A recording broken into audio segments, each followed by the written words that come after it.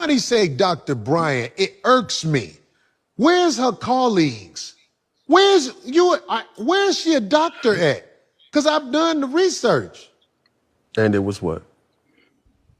I don't see doctor nowhere. If somebody is a doctor, they will be proud to show you, I'm a doctor. She can't do it. She just says it. This is a fantasy that woman is living. I mean, like, you don't see everybody to see you, Sister Bryant.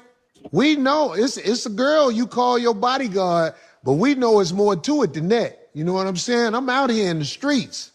So I can't say what this girl is that you call in your little security sometimes, but you know what I'm saying? There's people who know y'all and they talk. Prove to me you're a doctor so I can eat crow and apologize. But don't come with that little... About your doctorate because people can't find your dissertation online. How are you responding to that in this new era of your life? I'm going to clear it up once on here. I'm not doing it again. And I'm clearing it up for my doc squad, for my fan base, for my audience who deserve to hear me address it. For the folks who have already made up their mind to not like me or not understand me, listen, I don't give a fuck what your narrative is. I would like for you to recreate it, double down on it, and run that shit. Because I don't give a fuck about it. Now, to my doc squad, my fan base, my folks, you know, my village, it's very simple. I went to a school, Argosy University, completed an entire program. I went back online to get my official transcripts because I was applying to a law school many years ago to be a professor there. And I had to provide my transcripts, right, to get hired. And I went to contact the school and say, hey, I need my official transcripts. I need my entire thing. And there was no school. I was like, okay, I'm confused. I Google. It says this school has been shut down. I said, oh, well, they got to have records. I mean, they were accredited when I attended the school. They were accredited when I finished the program. I go and look, there is a third party that has the records. Why I contact the third party, that third party only holds records for 2 years. I was past my 2 years. The Breakfast Club interview, and she kind of messed up. I went to contact the school and say, hey, I need my official transcripts. I need my entire thing. And there was no school. There is a third party that has the records. Why I contact the third party, that third party only holds records for 2 years. So now I go to Google and I ask Google to get your records from the closed Argosy University. You should order transcripts and diplomas online through Parchment, right? So now Parchment is the third party company that she's speaking on. Let's go back to what she said. Why I contact the third party, that third party only holds records for 2 years. So she said that third party only holds records for 2 years. How long does Parchment hold on to transcripts from Argosy University? So Parchment generally maintains access to digital records for closed institutions like Argosy University, often holding them for decades or indefinitely. This guy, ended up on my feed. His name is Dr. Dennis Winkler. So today, May the 13th, 2026, is that today? I went ahead and I paid to see what if I could get my transcript and how long it would take. Purchased his transcript 2 days ago, which is way past the 2-year mark that Dr. Cheyenne Bryant spoke on. I received a receipt, website that everybody was talking about, Parchment Team. It then took me through a process to verify my email. Then it says access transcripts. So basically he got access to his transcripts within minutes. Multiple degrees, and I'm not going to prove anything to anybody. My obedience is to God. My obedience is to God. My obedience is to God, not to people. Every photo of her. She's got every accolade. She's got every certificate of perfect attendance of everything she's ever earned behind her head. And you see what we don't see there? A diploma. See, your diploma would generally go right there back behind your head so that it can be easily visible and readable. She's got magazine articles. She's got little Kinko's print off award trophies. She got everything but a diploma, because instead of getting her diploma, she decided to get a trademark. Why? Because this has always been about branding. This is about portraying that she is a doctor, even though she never graduated. The new T. When I said I worked under a license, see, all of this is terminology. The people would open up their ears and do what school teaches therapists to do. I'm not a therapist, but Tell the audience out there where you first got your start. as like a therapist, I started off as a marriage, family, and child therapist about 18 years ago. Before I obtained my doctorate degree in counseling psychology. Once I became a doctor of psychology, I transitioned from a therapist to a psychology expert in private practice. And a group of licensed professionals who have an issue with this, they teach you all something called active listening. None of y'all seem to be actively listening. Working under a license. I was up till 4 in the morning watching interviews of this nigga. When I open this motherfucking laptop, it's Welcome to another episode of The Men's Table. I'm your host, Jeff St. James, and I'm going to introduce our regular panelists and two of our guests for this evening. I'm going to start with Mr. Mumia himself. Welcome, good sir. Hey, what's going on, Jeff? And thank you for inviting me on. And everybody knows who I am. My name is Mumia Obsidian Ali. I'm a villain, a hero to some, a villain to others. One of the some would say 3 kings or founding fathers of the Black Manosphere. Also one of the founding fathers of the Black Manosphere Conclave, author, thought leader, public intellectual, and semi-professional pest. Glad to be here. And then we're going to welcome Dave Anderson. What's going on, Business Bully? Listen here, man. You people know who I am. My degrees are in the drawer. If you like them, I can go get them, but I don't think you've ever come to me for my degrees. I think you come to me for exactly what I do on this show, and then I don't need to thank Jeff for being invited. I'm part of the original 4. It's what the hell we do.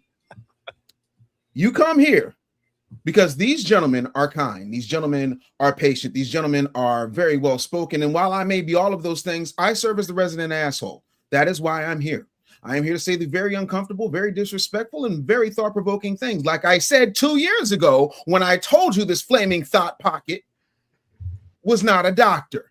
We go get now there, again, bro. like I told Jeffrey, I am not a clinician. However, gentlemen, for those of you who do not know me, kosher clinician and Dr. L, welcome. I know you. Have just obtained the very first ever PhD in thoughtnomics, and I am here to give you my dissertation live. And then we got Mr. McPherson. What's going on, Darwin? What's going on? Appreciate kosher clinician and Dr. L coming up here to be a guest here. I'm probably the youngest one.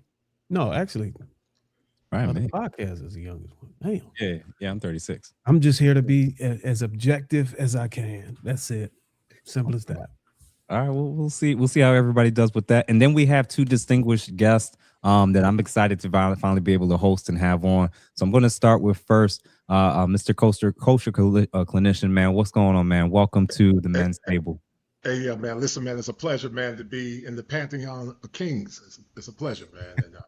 And so it's an honor. And Dave, I ain't forgot you, man. We're gonna make it happen, brother. I ain't forgot you. It's been busy. Brother, I've been holding on since my beard was black. It's okay. I understand how it is. I got you, I'm not as important as you are, but that's okay. I'm happy you're here now. No, it's listen, all right. man. You're a 5-star recruit, man. I got you. I promise you, man. But listen, it's a pleasure, man, to be in the pantheon of greatness, man. Shout out to Mumia Ali. Shout out to Darwin. Shout out to Dr. L. And also the young Jedi and Jeff St. James. It's gonna be a good conversation. Because a lot of this stuff that we see, guys, is pathological. It's all tied into grandiosity, and we'll get to that at some point. But it's a pleasure to be on the platform, and I look forward to the conversation. Sure, for sure. And then last but not least, man, Dr. L, welcome to the Men's Table. Thank you so much for having me. I really, really appreciate it. Don't ask to see my paperwork because a dog ate it. I did run to Kinko's. I was not able to obtain it. Thank you so much for having me. I really, really appreciate it. I'm looking forward to the conversation as well. All right. So for everybody that's currently watching from whatever channel, whatever respective platform you're watching from, I always ask from the very beginning, make sure that you follow every single person that you see on the screen. Feel free to become a member of our respective channels. Make sure that you like the live that you're currently watching from. And if you have any particular questions or comments that you want us to read or not miss, make sure to hit that super chat button at some point before we close out the show. All right, fellas. So for starters, we got a lot going on and maybe a whole bunch of things we could potentially cover. But Miss Cheyenne Bryant, in the so-called potentially highly likely missing degrees. I'm going to start with our guest. We'll start with Dr. L and then Kosher. Fellas, what do y'all actually think about this whole situation, about her presentation and her believability that she's actually done a lot of the things that she's been claiming? We'll start with Dr. L and then Kosher. All right. So what I believe about this is that she is manifesting some type of breakdown in which her lies have been exposed. As we saw, Corey Holcomb outed her or attempted to out her a long time ago, and apparently a lot of people didn't pay attention. So it's really unfortunate. I feel bad about this situation, but I mean, there's so much that we can and should learn from this situation. She has demonstrated some erratic behaviors. I cut off for a second there. Can you hear me?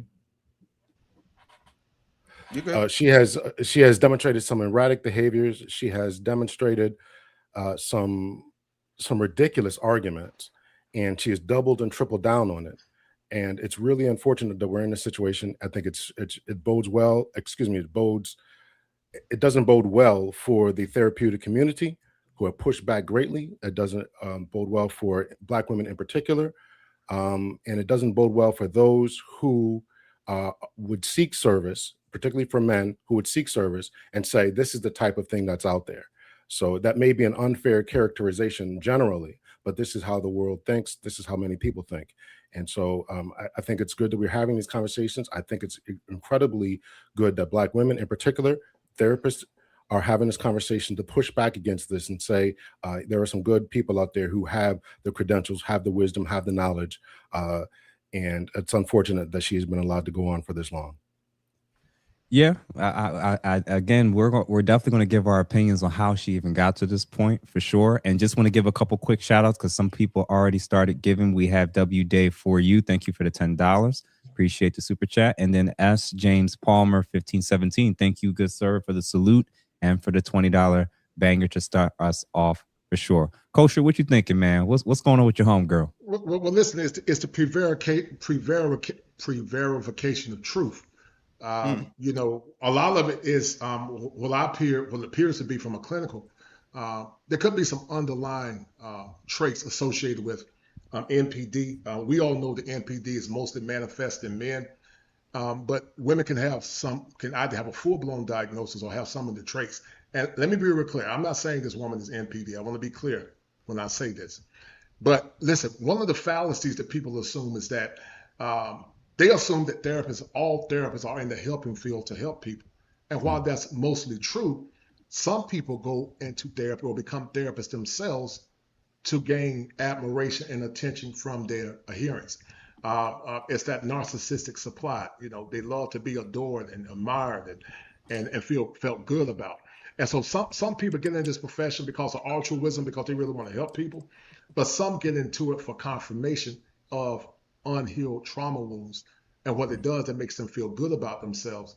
And when you don't affirm that grandiosity, then all of a sudden you become a target of their anger. In the clinical, we call it a narcissistic rage or a narcissistic injury.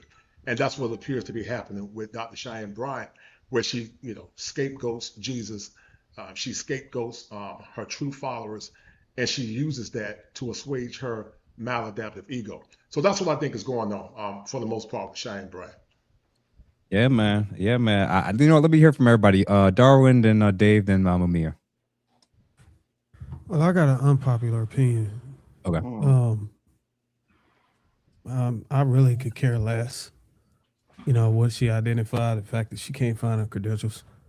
I think that in these spaces, it's proven that credentials ain't necessary to be able to garner an audience and lead them whatever way you want to go or get whatever clout. You don't have to have it. You have guys in this space that could speak volumes and reach thousands of people. Derek Jackson, somebody who cheated on his wife, is still able to run circles around guys like us that got, proven integrity and stuff like that. So it really doesn't matter. And then you look at society at large. You can go out and identify as a man. You can go out and identify as a woman. Shit, she identifies as a doctor. Oh well. My thing is, if people have so much of a problem with it, why are they putting her on a mountaintop, putting her on all these podcasts, all these TV shows if it's a problem? You got all these people in this space, been in here for years that got credentials. They never called none of us, not one of us. Neither one of us. I haven't got a DM. Dave haven't. Coach or clinician haven't. He's a licensed therapist. Ain't nobody called none of us. I think Dave gonna argue about that, but I hear you. Ain't nobody call his ass. First of all, see, this is the problem. This the problem. See, he still got that sweet bird of youth because he's 40. He doesn't understand what comes on the other side of this here. Respectfully to Darwin, I will agree, and I think you should be able to be whatever it is that you think that you want to, because that's what society says that you can be. I will give you some real world examples, and then I'll circle back to who's called who.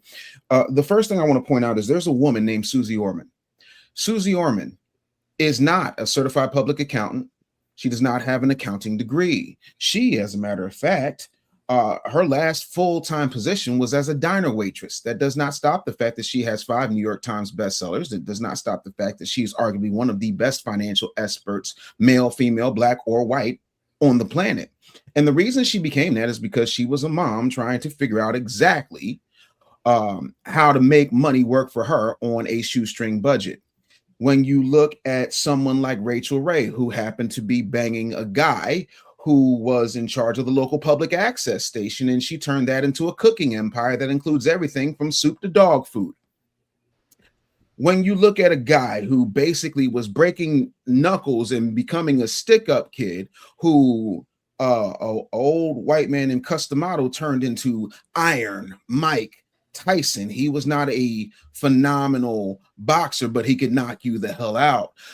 We live in a world where a dyslexic, dyscalculate, speech impediment having 560-pound Negro named Dave Anderson has appeared on CNN, Huffington Post, Forbes, Entrepreneur Magazine, The Breakfast Club, all before I lost the weight. And then when I lost the weight, then all of a sudden interviews got banned because now I actually look like the thing I was saying. 23 books later, the problem with Cheyenne Bryant is that everybody I named up to and including myself never lied on their credentials. Right. They said up front who they were, what they were, and what they had. Now you got a woman named Rhonda, and right after this, I'll land my plane. It's a woman named Rhonda who had made a myriad of mistakes and decided that she was going to help people change. She was going to help people live a phenomenal life. Such a phenomenal existence, as a matter of fact, that she changed her name. And once she changed her name, she wound up in Chicago. And when she was in Chicago, she took the stage at the Oprah Winfrey Show and became a Iyanla Vanzant, arguably one of the best life coaches on the face of the planet. Now, here's the gag. And this is the part that everybody's about to get upset at Dave for, but I call balls and strikes. And for the record, I'm not one of those people that didn't have coochie until coochie had him. I have a beautiful wife. I've been around beautiful women. When I say what I'm about to say, I have to preface that because there's a couple of knuckle-dragging, mouth-breathing Negroes in the comments who won't understand this. Cheyenne Bryant has all the tools that Iyanla Vanzant has, and then some. She did not need a degree, but because she's insecure, and I'm not a clinician, Jeff, you feel free to be clinical whenever you decide to, do your clinical thing. Because she is insecure, because she is weak, because she has spent more time developing the book cover instead of the pages of the book, she felt like she was lacking. Basically, she's Dumbo. If you've ever seen Disney's Dumbo, there's a poignant scene where they convince Dumbo that the reason that he can fly is the magic feather. Then when the magic feather wound up getting into the big top tent and the tent started burning down, someone had to tell him there is no magic feather, you can fly without it. In her case, having all these degrees, and I'm a therapist and I'm not a therapist, and I worked under a license, I'm over the license, I'm through the license. Listen, the only thing faker than her credentials is Dr. Umar's school. Already. Oh, I'm sorry. Do we have a teacher signed on? Are there any boys in this Hotep Hogwarts? Did Dashiki Dumbledore? You gonna piss the Dr. Umar fans off in the comments? I don't give a goo god fuck. I'm from Philly. I'm from the same neighborhood that Negroes from. And you know what the difference is? King Randall in rural Georgia built a school like Tony Stark did in a box of scraps in less time. There's a kid named Jackson out of the South. He in months got the funding together and is getting people certified in everything from being an eyelash tech to being a theater major. I'm trying to understand why it takes 14 years and $5 million, but I digress. The only thing faker than Cheyenne Bryant's so-called credentials is Dr. Umar's school. And finally, real quick, and then I'm setting up for the rest of the show. Dr. Umar ain't catching a stray. He is a stray. What I'm saying to you is, if we're going to call it out, because I don't want nobody to call me. No, because I don't want anybody saying I'm a misogynist. I love black women. So if we're going to call out frauds, we need to call out Dr. Umar, who, by the way, phenomenal if you got a kid with an IEP. And also Rashad Ritchie, who seems to be Rashad Ricky with that weird little teeny tiny crawling mustache that works for the Young Turks, got the sweet mouth, and got all these degrees that can't nobody pronounce from universities that look worse than the trap bando Dr. Umar is calling the FDMG Academy. I am sorry. As a black professional who's actually a college professor, as somebody who went through college, as somebody who paid for his daughter cash to go to college, I take great umbrage as the son of an Ivy League graduate degree parent. I take great umbrage as the nephew of somebody who taught at MIT. I got an issue with this broad. And as black people are crawling, crying, and screaming for good mental health clinicians who share a cultural frame of reference, I say you drag this chick by her thought-tostical lace front dag-on hair and her overdone body and bring her before the panel to be weighed, measured, and found lacking. And I land.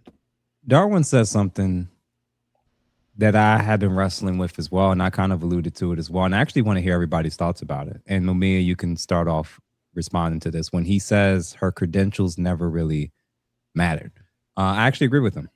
I actually agree that the people who historically overwhelmingly that were supporting her before and the people who are still supporting her now, they were never interested in her credentials to begin with.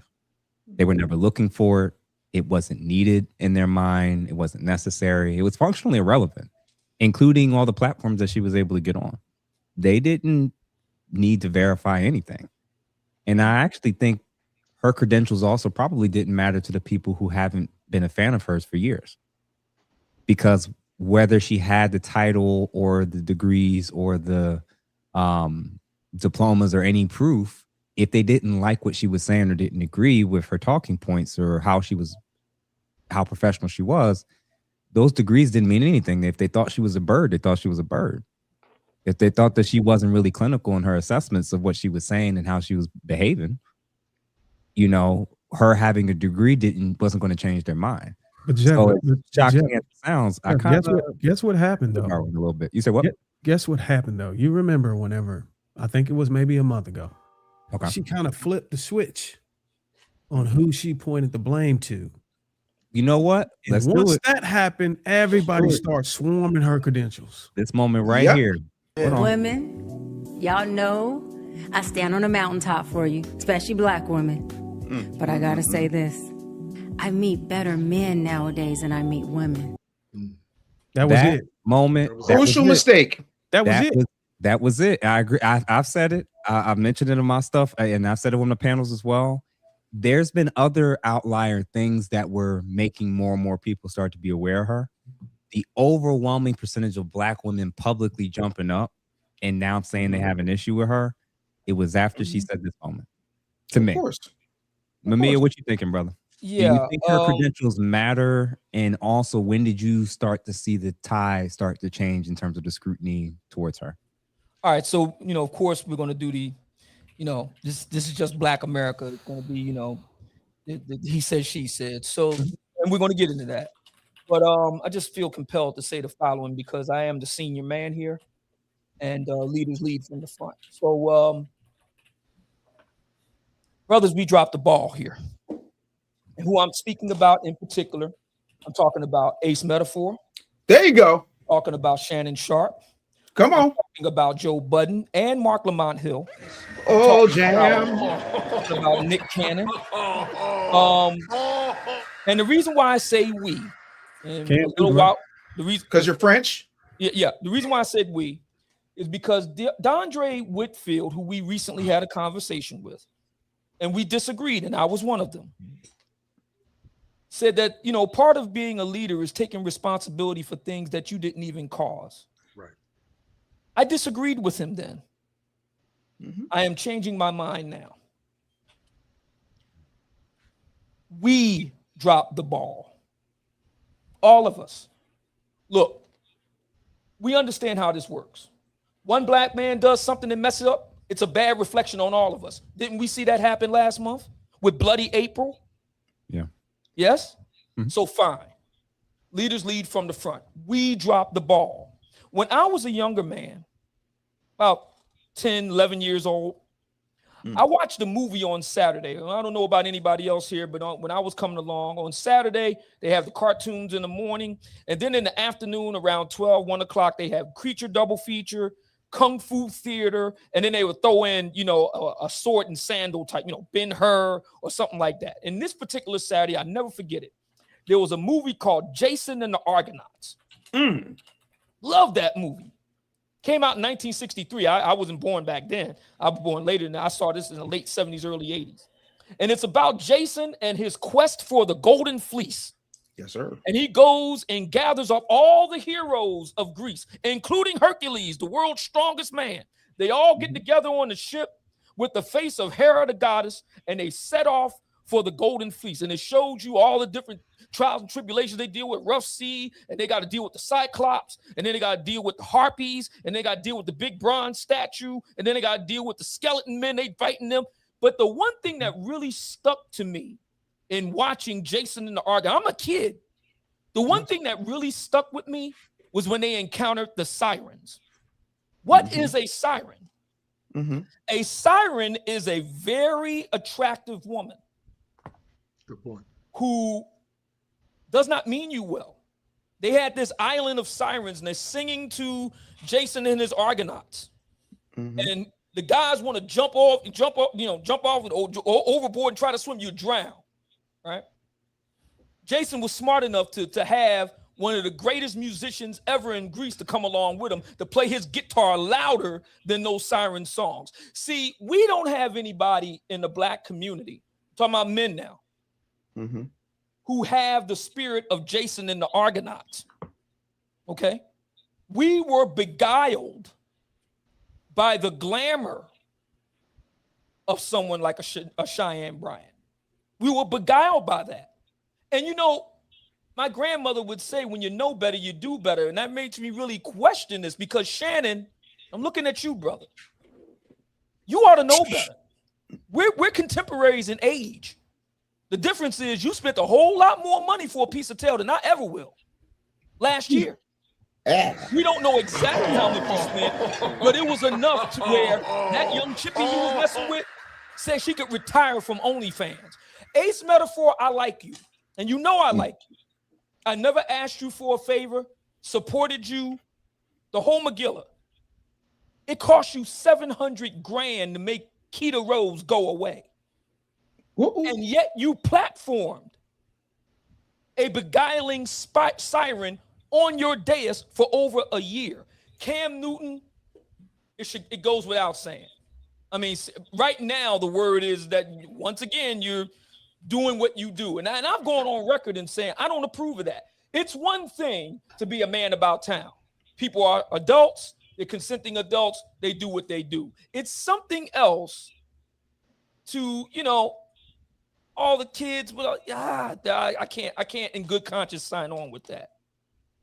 It just makes me wonder, fellas, what are we doing? This is no longer a question of he said, she said, messy beef. This is a regulatory issue This is a moral issue. This is a practice issue. Somebody could end up really getting hurt behind this. Somebody could really get hurt. And I don't think that we're really thinking about this. You know, I had the experiences of the past few years of my life have given me time to kind of really assess. And what I mean by that is being away from YouTube. And it's given me a lot of time to assess. You know, being an author, being a writer is very solitary. You spend a lot of time by yourself with your thoughts. I had a lot of time to think by myself. This microphone is power, man. Especially when you're somebody of the level of the men that I'm talking about. What are we doing with our power? What are we doing with it? And to what end? Cheyenne Bryant could not be a thing if we didn't let her in. Have we learned nothing from sinners? Have we learned nothing from that? Vampires can't enter your house unless you let them in. There was a movie over in Sweden. They did a remake of it called Let Me In.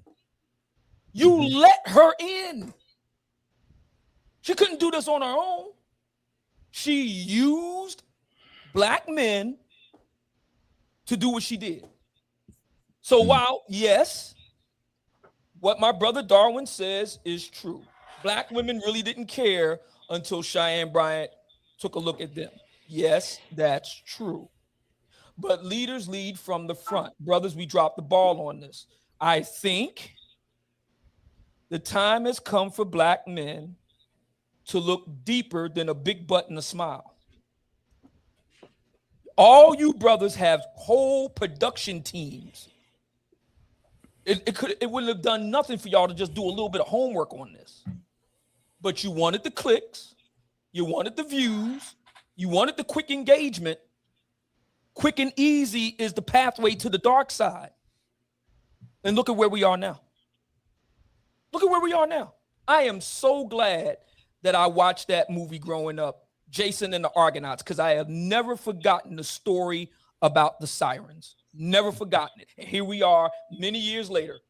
Because I saw her right off the rip. I was like, no. This is too good to be true. Too good to be true. Not buying it. Too good to be true. Sister looked that good, talking all that slickness. No, I'm not buying it. Something's not right. I'm not buying it. Not buying it. Her, I'll tell you another one. Because I saw him at the same time. There's another lady of what they were saying, Britain, Asian descent. She's Pakistani over in Britain. Sadia Khan. She's another one. I saw her at the same time. I said, no, it's too good to be true. Too fine, talking too slick. Something's off about that. Sure enough. Sadia Khan was a side chick she was disguised as somebody very moral, but she was a side chick. She wasn't married. I'm like, what's wrong with a side chick being a relationship coach? Yeah. I mean, so there's a they're doing it anyway in between back shots. Yeah, there's a really big lesson here for black men. I know we're going to get into the other side of it, and that's part of the story, so we got to go there. But there's a serious lesson in this.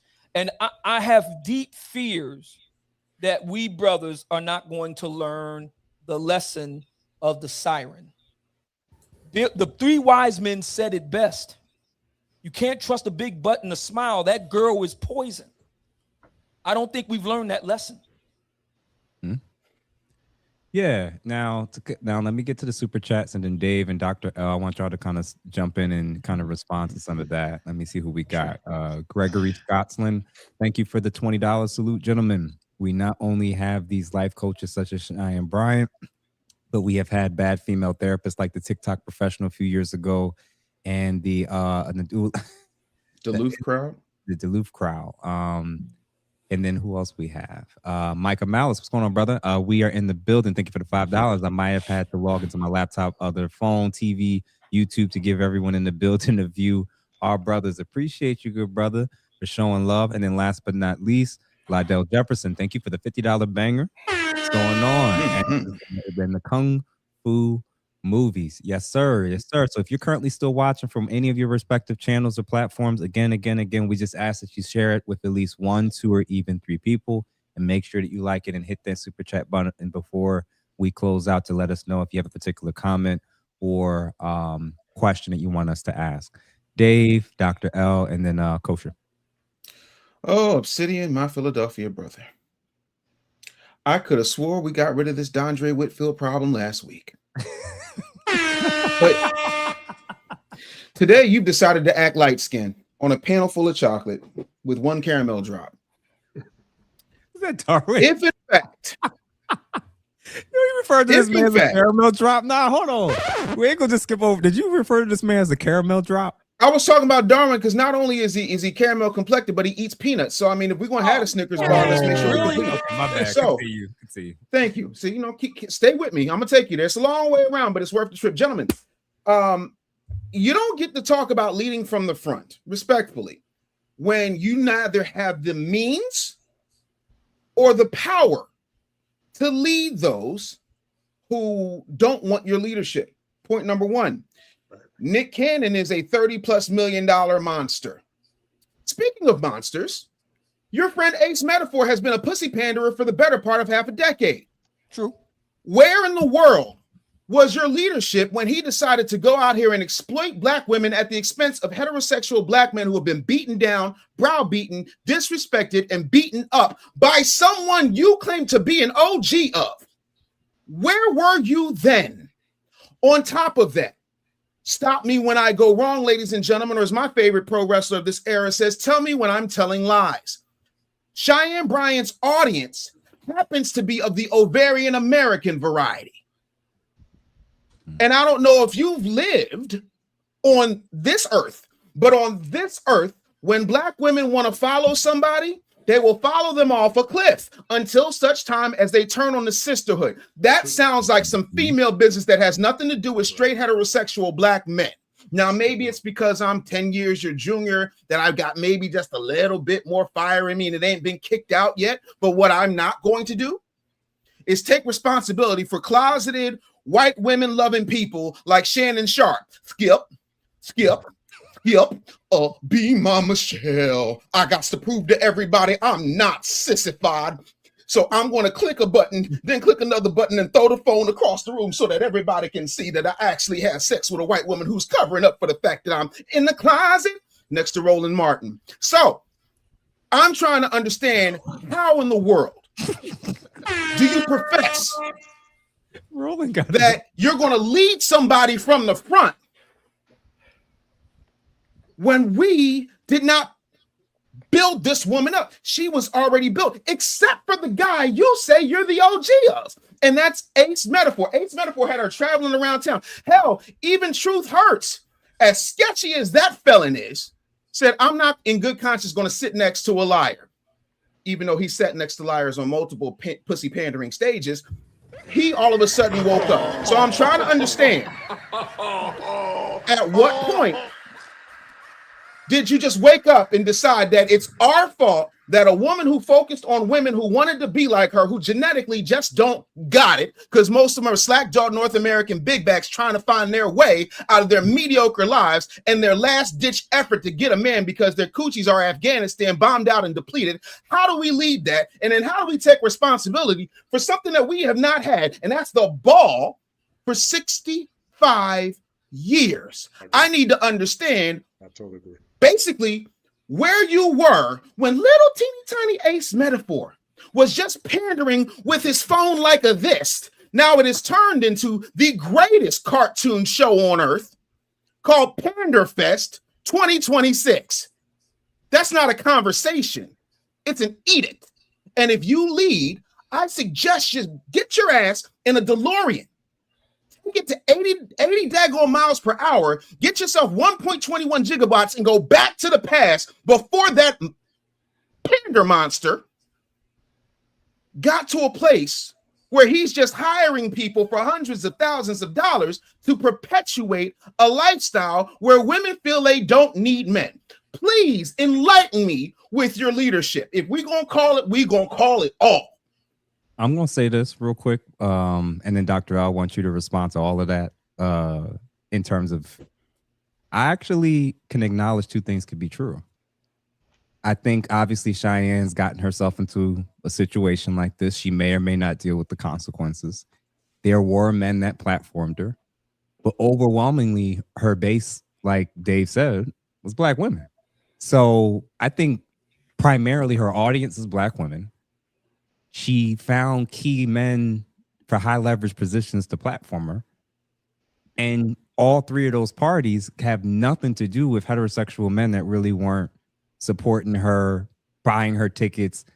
Most of us weren't even paying enough attention to her. Like, it's one of those situations where it's like, I can acknowledge the individual men that actually increased and exacerbated this issue, but I'm not taking accountability or credit for this at all. This shit ain't got nothing to do with me. And in fact, when I joined the podcasting sphere last year, this was one of the first things I've actually spoke out about, is the symbolism and the message that she's sending to educated professional women that they can move and do the same thing and they'll get the same outcomes. Yeah, you might lose your job, sis. You might lose your 10-year professorship. You might. But what outcome is she getting though?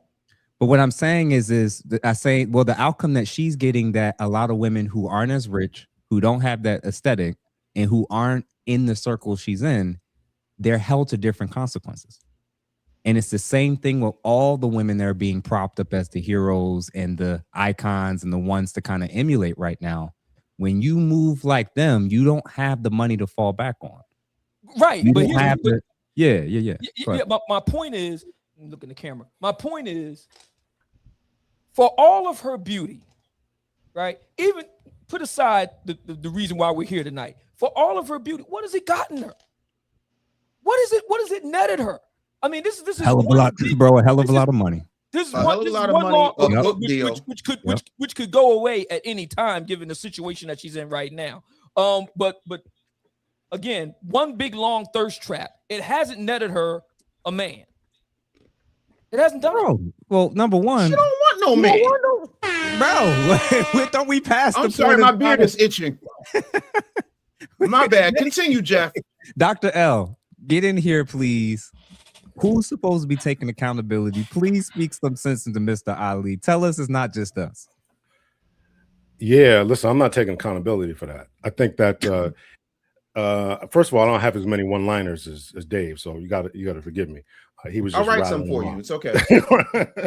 So listen, I just can't get with that. When we're talking about someone who started off saying she was a doctor, most people don't check diplomas, degrees, transcripts before you go on a podcast. Mm-hmm. So I didn't think anything about it. I watched the first time I heard about it. I watched her on Cam Newton. I knew that she was talking crazy. I have a master's degree in forensic psychology. It's nowhere near to Kosher and to Jeff, but that's my education. So when she's saying stuff, I'm like, that ain't right. That ain't right. You know, so I'm able to decipher it. But I'm like, okay, I didn't really give it too much attention. Then I watch Corey. Now I'm thinking, okay. So then I do the research. I go to her website. So I did two videos about her last year. So this whole idea about, Black men got to take accountability for things that we didn't cause. Right. I can't rock with that, man. I can't. Things that are in my locus of control, I'm going to control. Yes. And whatever I can do, I'm going to do. And yes, these people have bigger platforms. And to the best of my ability, I put the information out about whoever, whatever, whenever. Mm-hmm. So that's my attempt. That's my ability. And I'm going to stand on that. So I can't rock with taking accountability for things that are outside of my locus of control. I control myself, my kids, my family, and that's where I'm going to take leadership and accountability at. So to the point that a lot of ladies were going after this. Well, we've alluded to that there was no problem with this until that video that you played. Oh, now it's a problem. Now let me see your transcripts. That's true. Now let me see who is your professor, who is your chair, what was your dissertation on? All of this, right? You forgot a dot here. You forgot to cross a T there. Nah. I think on this watch. I think to Ali's point before you go, Coach, we should be in a position to be able to take accountability, but because we don't have the locus of control, I think we're exposing sort of like the Tekashi 6ix9ine dilemma. Anybody can come into our space, wreak havoc, and put themselves on a pedestal and do numbers. We don't. I think that the conversation we got to have as a space or whatever we want to call it, manosphere, whatever, we have to be able to have barriers that is difficult for people to come into, or have a boycotting strategy or system that deters people from feeding into those numbers. But the sisters that are in the audience for this woman are so closely linked to the manosphere. I mean, you would be surprised. I don't think any of y'all on the panel would, but a lot of the audiences are detractors, are the people that are against, the women that are against is the other side, just to see what we're saying, so they can go back and huddle around and figure out how to navigate it. So it's sad that we can't take accountability for something that we should have control over. We're just exposing that we don't have control over the space. And that might be the next conversation. How do we gain? We can build up all these groups. We can build a men's table, a conclave, whatever you want to call it. But where is the line where people have to get through to be able to come into the space? Have we even thought about development, or do we even have power? YouTube, I don't think even YouTube is giving black men the power to be able to do that. Nah, the first thing I was gonna say real quick, and then Coach, I want you to come in. Social media, for the most part, is almost functionally unregulated. You're right. As long as you don't say certain keywords or bring up certain key topics, you can put up a microphone. You can, and if you look good, you're going to get into certain spaces. What I'm doing and how I'm engaging in this space, and what I think a lot of you gentlemen are doing, that's so different from, I think, a Cam Newton and those type of personality types that are just, they're athletes, they have a platform, and that's kind of it. So in my mind, it's like the idea of her entering into these type of spaces where we're probably going to be a little bit more likely to challenge her viewpoints on certain things. The space is already designed where most people that know they won't do well in this space, they avoid it. That's why politicians avoid a lot of these spaces, especially on the left. That's why a lot of the feminists and a lot of the misandrous podcasters would never come on these platforms. They're already designed to know that we're not going to just accept your feminist framework, your lies, false data about issues between the genders. They know that we know that we're going to challenge some of those points, and they're already not coming into these spaces and places. So that's already happening, if that makes sense to a degree. When you say whether it's Ace Metaphor or all these other guys that have platformed her to some degree, yeah, I don't know if that's a men's issue as much as it is an urban community, not even a black.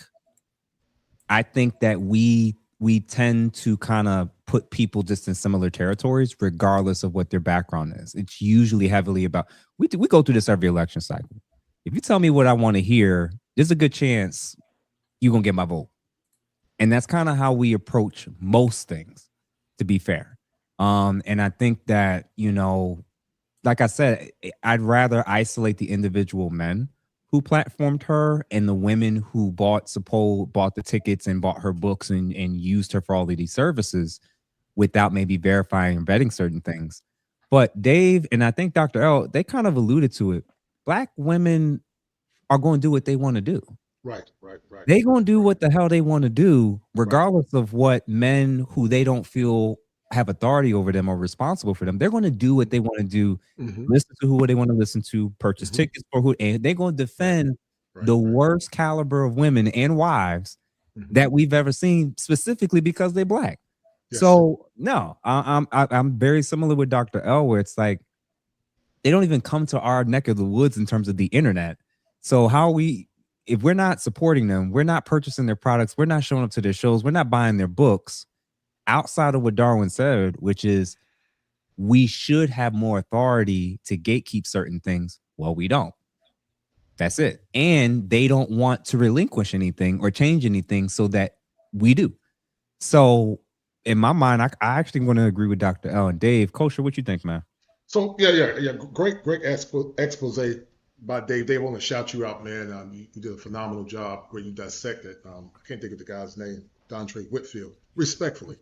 But see, here's the paradox. Here's the paradox with this static blackness or flat blackness, or I call it static blackness. It's a presumption and the assumption that just because your skin color is black, we all belong to the same tribe, and I refute that highly. I will argue parenthetically that there's a percentage of black women that are part of our tribe, but a lot are not part of our tribe. And I agree with Dr. L. I agree with Dave Anderson. You know, Obsidian, you my brother, I love you, but I'm not taking accountability for that because she's not part of my tribe. The biggest misnomer when it comes down to black folks is that, especially with black men, where black women are in power, then they are a separate entity. But when they're in peril or pain, then black men must come to the rescue. And Obsidian, you killed it, man, on that show. You say, I'm not going to serve for people that don't honor and respect me. And the problem is that when you consistently reward bad behavior by asking black men to undo things that they never done, then it becomes problematic. And instead of reinforcing good behavior, you reinforce bad behavior. Part of a healthy relationship or a functioning relationship is a concept called synergy. You can't have soul fusion if you don't have synergy. But many times in the black community, black men are asked to do unhealthy undoing instead of doing healthy undoing. Healthy undoing is an ego defense mechanism that says that I did Dave wrong, so therefore I'm going to go to him as a man and apologize. I did Jeff wrong, I'm going to go to him as a man and apologize. But unhealthy undoing is a psychopathology where black men are told to undo something they never done. And that's dangerous because, see, I've always said, Jeff, and the panel, that we got a generation of defective women and compromised men. And when you have defective women and compromised men, what happens? Men don't get power, they lose power.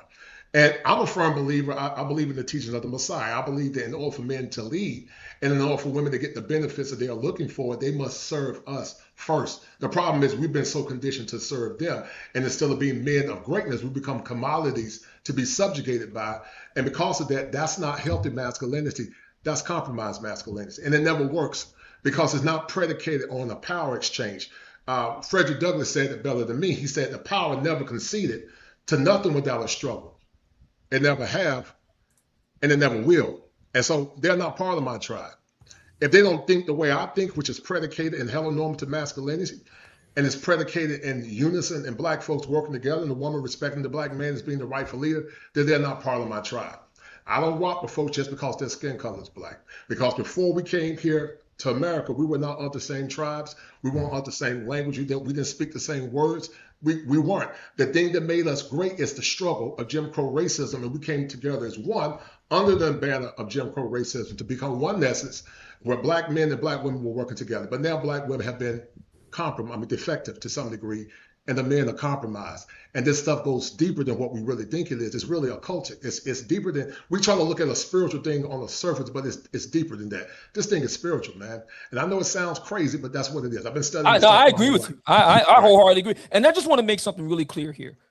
When I'm talking about the gentleman that I mentioned by name, Shannon Sharp, Nick Cannon, Joe Budden, Mark Lamont Hill, Ace Metaphor, Cam Newton. When I'm speaking about them, what I want to get at is because, again, they're the vector of entry here. Right. Mm-hmm. This is how all this got started. The question has to be is, what are you guys doing? Why are you, there's a scene in, I love talking about movies. There's a scene in Gladiator. I know you've all seen it. Very masculine. What movie is that? Gladiator. There's a scene in Gladiator where Marcus Aurelius asks Maximus, why are we here, Maximus? He immediately said, we're here for the glory of the empire. That question, why are we here? You and I talked about this before, Dr. L. RoboCop, when he boots up, he gets his 3 directives. Uphold the law, protect the public interest, protect the innocent. Why are we here? These brothers, Shannon Sharp is a Hall of Famer. Cam Newton, they called him Superman on the football field. Why are you guys leaving sports to go into this messiness? Why are you here? Why is it that Joe Rogan can talk to primarily other white men for the most part and be successful, but black men can't talk to other black men and be successful? That goes back to Darwin's point earlier. Why is that? Why are we here? Why are we here? Why is it that Ace Metaphor got to pander to black women? Why is it that black men can't talk to other black men and be successful, man? Why is that? I think that that's a conversation that we should have, and I agree with. And that to that point, I agree with Darwin that this is a conversation we need to have. Two things can be true at one time. Let's begin, and this is what the space is about: having these difficult conversations about taking back the authority and actually doing within our communities. That means becoming members of the school boards. That means entering into different local races than national races, having tough conversations, and then attempting to blow up as Kevin Samuels did. So we have to continue to have these conversations. They're going to be tough. They're going to be difficult. Everybody's not going to want to come along, but we have to separate the wheat from the chaff, to speak biblically. So we have to be able to do that in order to get to this certain place. Certainly we should look at ourselves and say, okay, where is it that we may have fallen down? So where these ladies would rather listen to Ace Metaphor and all these other persons rather than the masculine, strong presence that we exude. And first, we got to become the leaders within our own locus of control, and then lead the community. That's where it's at. If people don't want to go, they don't want to go. But I agree to a certain extent. We should at least have the conversation. Mm-hmm. Mm-hmm.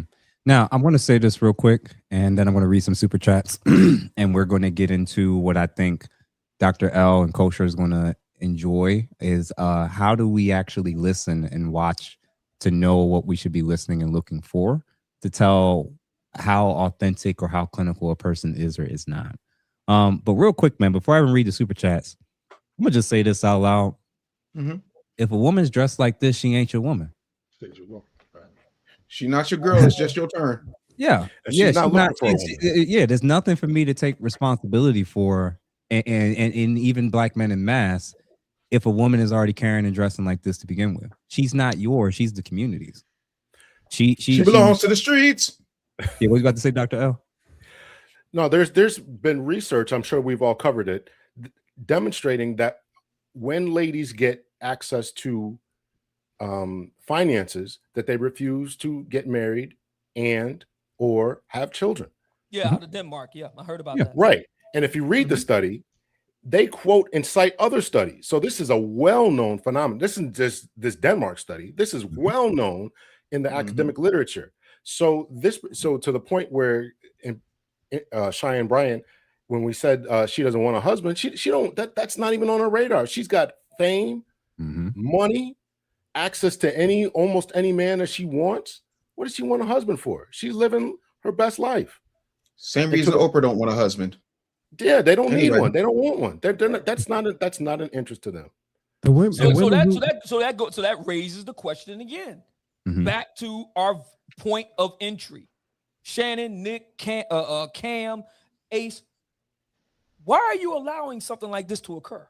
We know why. We see this. We see it on the screen. We talking about. We know why. This not now. If you're saying that's a good thing or a bad thing, well, it's obvious, especially in light of what it's led to, how that can be a very dangerous, unethical thing for sure. But we know why. We know that money can get guys access into things, and we know beauty can get women access into things. Now, the idea that when you get those opportunities, what you do with it, how you handle it, how you hide, and how you leverage it, that's up to you. Some people get opportunities because of who they're related to. Some people because of who they're friends with. Some people because of how they look, and some people just because of the money that they have. This is just not unusual to me. From the clinical side of it, for the people who thinks this is not a big deal, it makes sense to me why I think that there's been a split when it comes to people kind of coaching side, therapy side, not a big deal. This is a huge deal. It's not unusual in a situation like this when she has millions and millions of followers to where if you sound charismatic, if you got the look and you sound pretty decent, you can go pretty far. People have done that in every field across the board. I want to play something real quick, and I want everybody that's currently watching I want you all to pay attention to these two clips, and I want to see if you all can catch what was said, what was her answer, what was asked, what was her answer, and see if you can notice things that don't really sound accurate or anything close to clinical at all. And then I'm going to play a clip of a psychologist that breaks down the foundational clinical language that therapists, psychologists, even psychiatrists and clinical social workers, there's a language in every field. People that worked in radio, they had their own language. People who worked in construction, same thing. People who were nurses, same thing. In the clinical realm, there's a whole host of terms, methodologies, theoretical models, and approaches. We have a whole different way of discussing and sharing and answering questions to things. Let's just go through this test and see if the audience, and then also with you guys, what you pick up. Would a woman prefer a low value, high functioning man? Is that something you would prefer? A woman? No, I'm speaking to you. Oh, me. So I love that. So if I had to choose between a high value, low functioning, right?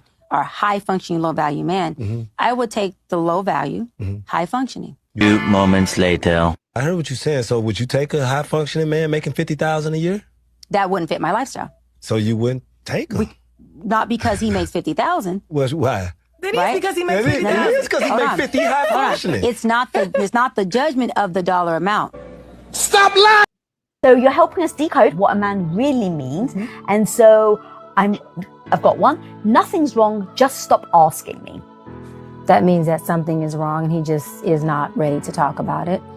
And I think that, men also have to find a better way of saying, not right now. I think that a woman's emotions does matter, and that he has to find the sweet spot of still making her feel loved and a part of, while saying, I know if I put this on you now, it's going to break both of us. Give me a sec. But kudos and shout out to the men who don't have to say that, who can sit at the table and say, well, baby, this is what it is, who have built a comfort with their emotions and who have enough self-awareness to know what they need from their wife in that moment, because that helps us out, fellas. Conversation about your doctorate because people can't find your dissertation online. How are you responding to that in this new era of your life? I'm going to clear it up once on here. I'm not doing it again. And I'm clearing it up for my doc squad, for my fan base, for my audience who deserve to hear me address it. For the folks who have already made up their mind to not like me or not understand me, listen, I don't give a fuck. I don't give a fuck about it. Now, to my doc squad, my fan base, my folks, my village, it's very simple. So there's a concept in psychology called denial.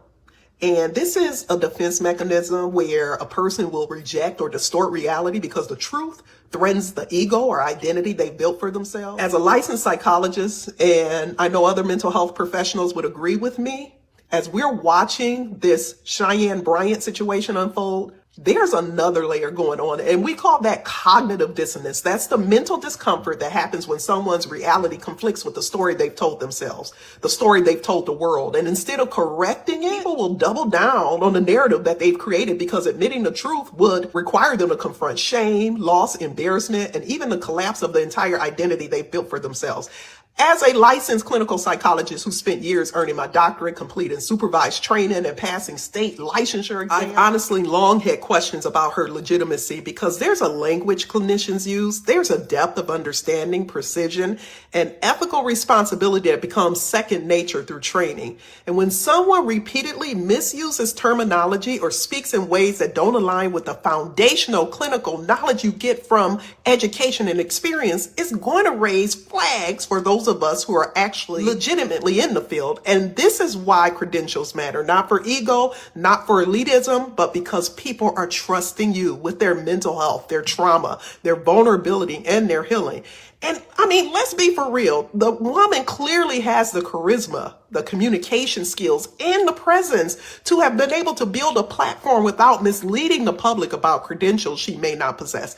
People connect to confidence, relatability, storytelling, and delivery she never needed to allegedly attach herself to a title that wasn't legitimately earned in order to have an impact. Our title should never be the sole thing that defines us. But for those of us who sacrifice years and years and years of study, clinical training, supervision, licensing, exam, and ethical accountability to legitimately earn those credentials, it's deeply unsettling to watch people attempt to hijack titles they never earned. It has nothing to do with jealousy. It has everything to do with ethics. You can have all the confidence in the world, and it doesn't mean you're competent. Confidence is not competence. A platform is not proof, and popularity is not professional qualification.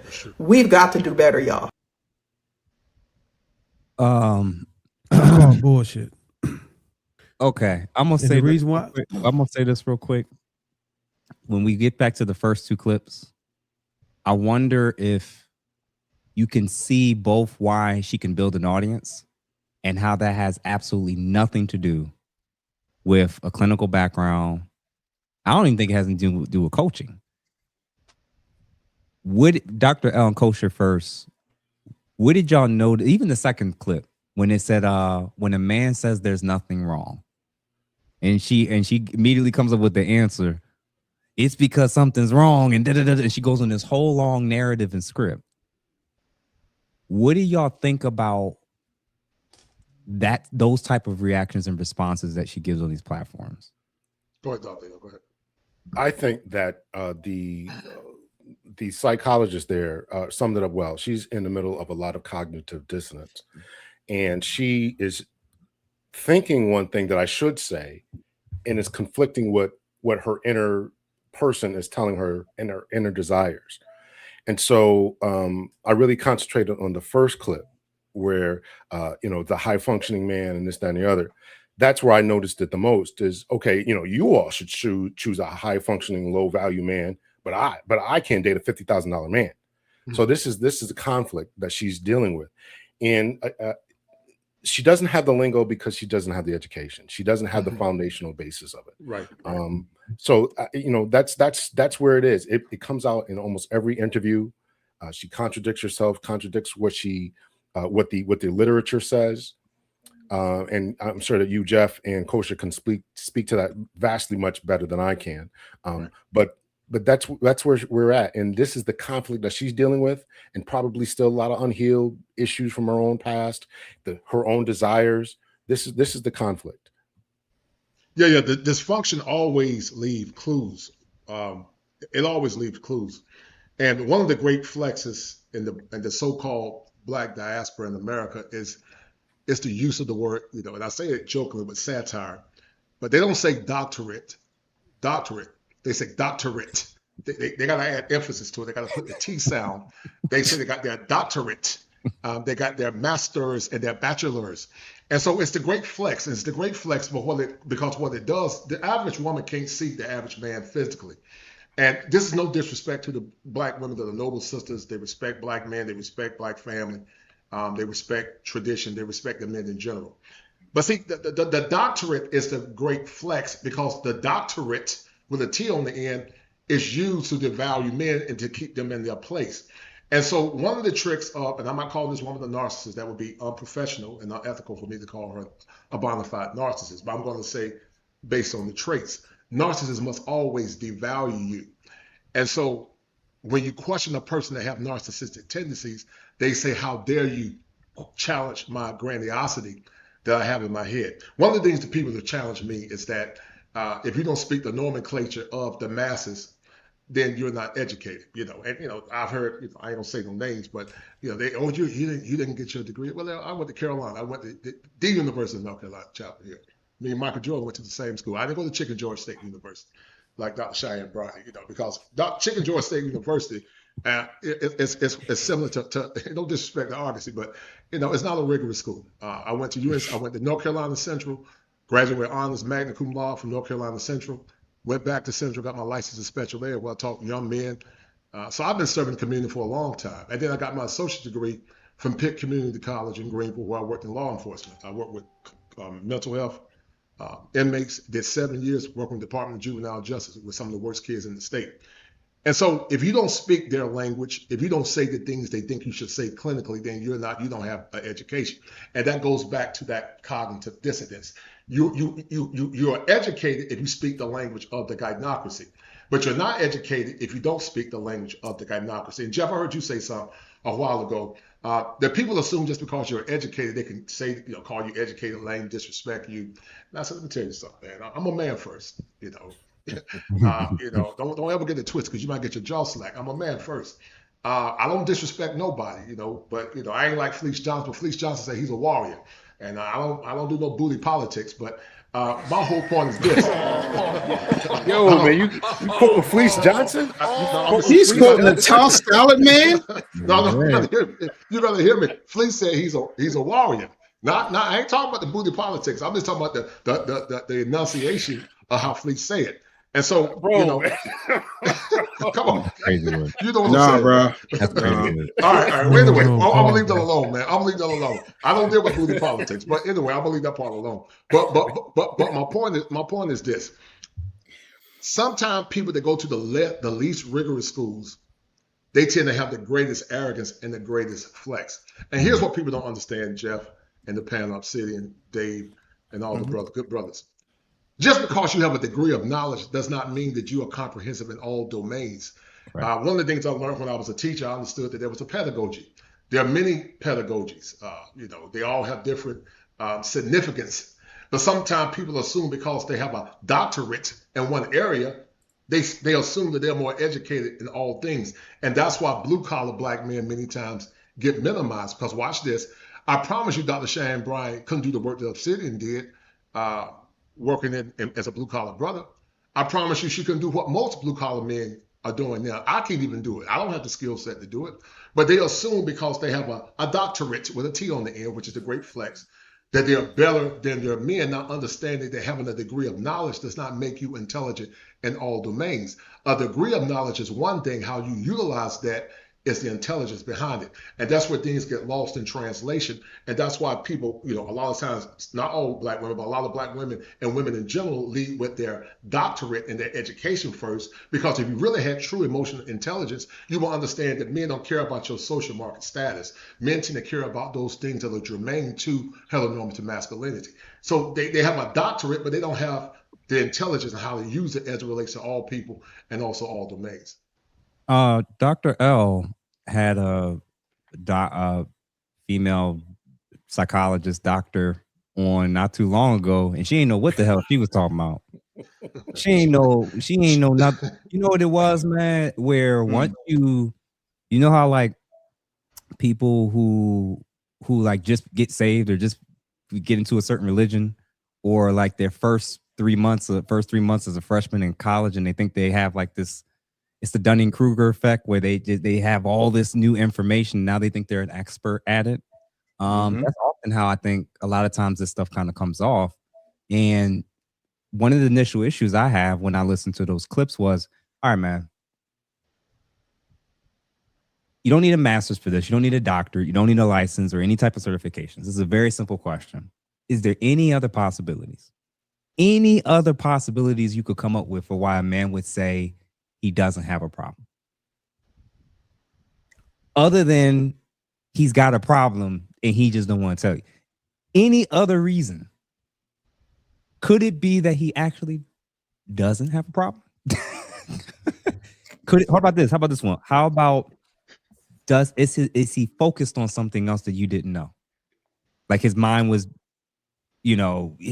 focused on something, and that's why he may be coming off a little distant or distracted.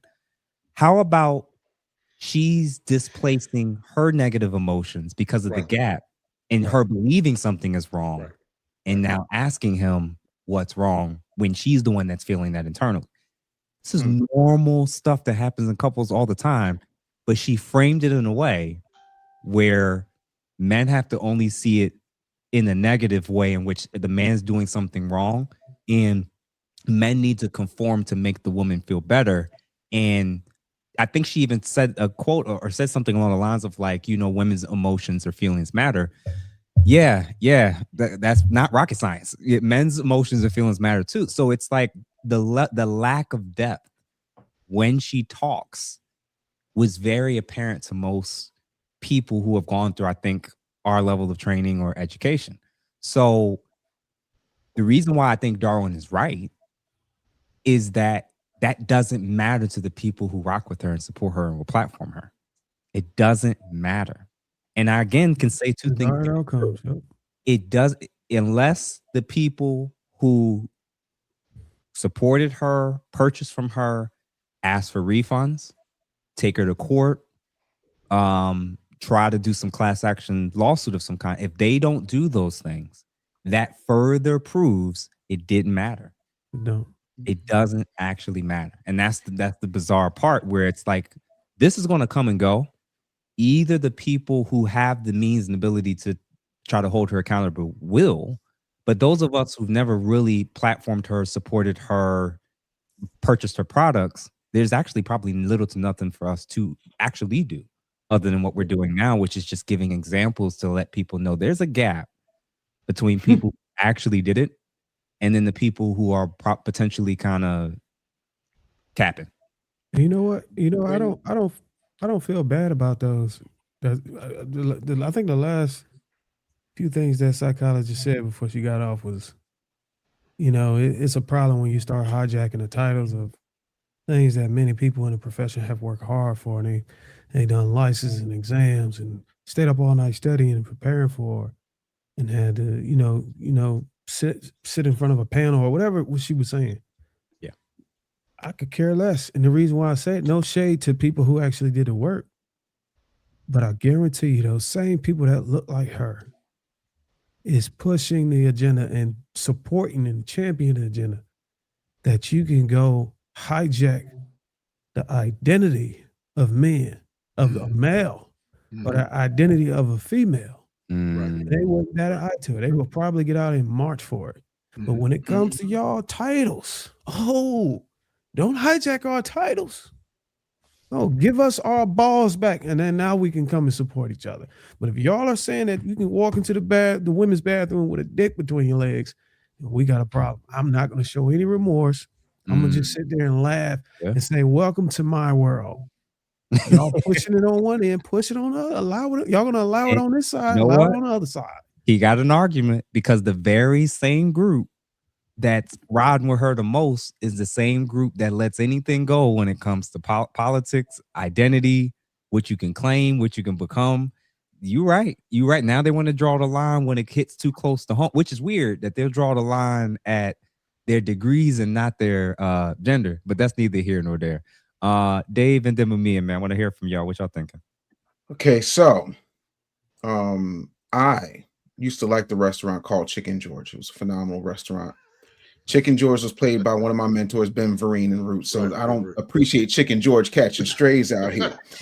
Having said that, the one thing that we have not all night. no. I was throwing direct shots. I name names and call. I name names and call. I love Mumia more than life itself. However, I hold him responsible for Ace Metaphor. Meanwhile, I want to get back to my point, and my point is this. Well, look, I had state on the end, James. So to qualify, I did add state to Chicken George State, not this Chicken George from the word Chicken George State. But go ahead. Got you, Chicken George State, completely different thing. I got you. This is different. It's like that little ding in Ice Ice Baby. Anyway, right. The problem that we're not talking about, and Jeff, you of all people can attest to this. Mm-hmm. Is it not a crime to call yourself a clinician? Is it not a crime to act and treat and diagnose people when you do not have the qualifications to do so? Isn't that a federal offense? Isn't that very similar to what Stormy Wellington was doing when she was telling people that she can make the millions of dollars and she can't point to one millionaire she's ever made, when the majority of those pyramid Ponzi schemes, the bastardized stepchild of what Madam C.J. Walker created while she was putting on for the white man, and putting on BBLs and everything else. Isn't that this? Didn't she just get 20 years from a probation from the FTC? Like, when do we not start talking about the criminal liability that this woman has behind her lies? Now, I agree that a lot of these women tend to hide behind their real credentialing. And when we start talking about relationships and we say we don't care about your degrees, It's not that we don't care about your level of education in your particular chosen profession. That is not a selling point for us when it comes to choosing our mate. That's the whole thing. So to Darwin's point, when you start coming to talking about this, that, and the third, y'all are the same ones who was like free Palestine. Y'all was the same ones behind the folks in Ukraine. You was the same ones out here marching for illegals. You're the same one burning your flag and putting the Mexican flag on your back. You the one sitting up here saying that you're not a woman, you're a birthing person, which is why I said let the trannies have the woman title and just call yourself vaginal Americans. That way you can identify as what they want to call you anyway, unless of course you have a child and you're using your breast for milk bladders, in which case you are a chest feeding vaginal American. So again, I don't give a googout fart what that woman does. I do, however, care that she's doing it under the auspices of giving out advice. And I also have an issue with her cosplaying like a heterosexual woman, but that's just me. Man, I'm gonna say this real quick, and then Mamiya come in. That last part, I'm gonna think on that. Allegedly. Allegedly, yeah. I'm gonna say this, man. I actually understand why people who haven't received the training wouldn't see it as that big of a deal. I'm not even mad at it. Where it's like, when you don't understand the purpose of ethics and regulatory boards and what they're designed to do in terms of protecting consumers, it makes sense. Like, for instance, if somebody who isn't an actual clinician, therapist, or psychologist is pretending to be, and they make your life worse or harm you or your child, if they don't have a liability insurance that covers the scope of what they do, you could be out of luck in terms of being able to get an actual financial recourse to fix or address what actually happened. So this is the equivalent of like, now reimagine, instead of it being somebody handling your mental health, reimagine you getting on a plane where somebody is supposed to help transport you from point A to point B. They end up injuring you. The plane doesn't barely even get off the ground. You end up breaking your arm, and you find out that they didn't even have a piloting license at all. Yeah, you might have survived, but there was some harm that occurred as a result of that person being in a position they had no business being in the first place. And depending on how far they went and how far they took it, they could have costed you your life. So when people come to me, or they're sending, a lot of times people aren't coming when things are kind of a 2 out of 10. People are usually coming when things are on fire. Their marriage is at risk. Divorce is pending. They're thinking about taking their own life. It's real world consequences. It's very consequential if you get this wrong. And when you don't have oversight, when you don't have accountability, but you're engaging in things that's relating to mental health, not just coaching. If you're marketing yourself in that way, and people are going over their PTSD symptoms, how it manifests, and you're potentially recommending things that are cuckoo, there's no clinical basis for it. There's no theoretical model that agrees with you. I can see how people get harmed. I can see how they feel like therapy isn't for me when they weren't even actually getting real therapy. And then people who actually need help and support don't get it, avoid it, and potentially their lives end up becoming substantially worse. So I understand it, man, that, people aren't going to see the significance of why it's important that people don't do this. But I imagine that most fields that require the license, if we had that same mindset, a lot more people might be dead or hurt as a result of it. And I don't think that we would say that about CRNPs. I don't think we would say that about psychiatrists, MDs, in almost every other field where we know certain things matter for those people to even be in those positions. It's one thing to say her audience doesn't care about it, her fans don't care about it. It's another thing to say it doesn't actually matter in general. I think it does, and I'll agree again with Darwin. Only the people who can actually hold her accountable will make it so that it does mean something. But I'm gonna tell you this: the pilot thing, I think that was a little bit of a reach, but I get what you said. Because think about it. That's the problem. Pilot, you got more people to point the finger at. You got to point the finger at motherfuckers who let that motherfucker board the airport, pre-boarding and get past the gate. Like, we got so many people to throw under the bus, but with just somebody just changing the title, that's What we're basically saying is the reason why it's a protected title is because you're actually dealing with people's minds and their souls. Plain and simple. You're handling it. They're telling you things that they may have never told anyone else in their lives. They're telling you things or pleading for help or trying to find out what's the disconnect that's harming their relationship with their child, with their husband, okay, with whether or not they even want to still be here, right, alive. So it's one of those things where it's like, what do you what field, what position outside of mental health would you compare it to, where if a person cosplay that, would you be like, oh, okay, now I can see how serious that is? Running up, going out on a date with somebody that got ball swing between their legs. Full deception. Full deception. No, look, hold on. Dr. L, and then Dave. Go ahead, Dr. L. So this is where I think that the issue comes in is that a lot of people don't take therapy seriously. And I'm not saying it doesn't have issues. And I could go on and on about that. But we have to take this type of thing seriously. Because, again, yes, people are dealing with post-traumatic stress, whether you return from war. People are going through divorces. People have lost children. People are thinking about quitting jobs. All the different things that cause people to end their lives, you put that in someone's hands who doesn't have the training or the therapy, or the training or the credentials, and backed by the state and insurance, et cetera, to make these diagnoses, to dig in, to get you to open up, and they don't have the skill set. And so this is that is part of the problem, that we have to be able to see that for more than just she's just a doctor who just pretended to be somebody else. And listen, I've critiqued therapy myself, but there has to be a mechanism when you're digging into people's lives, and we have to, as a community, we have to take this seriously. Now, I would like to come at it from the place of let's fill in some other gaps so we don't need as much therapy, right? Strong families, etc. I think we're all about that. Yeah.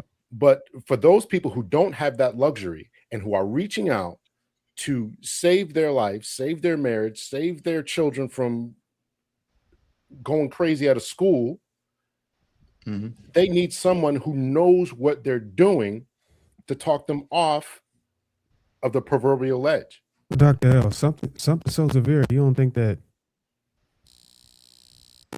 Darwin, your mic going in and out.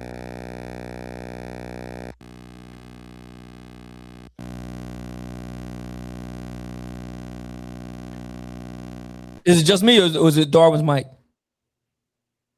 It was Darwin's mic. Darwin's mic. We'll see if he can get it back. Yeah, I muted you, bro. Maybe just kind of unplug it and try to plug it back in. But Dr. L, man, I agree with you. I think for sure that it's one. I get it. I understand it. There was a brother, Bricks, man. He kind of covered this, which I actually want to hear from all of you.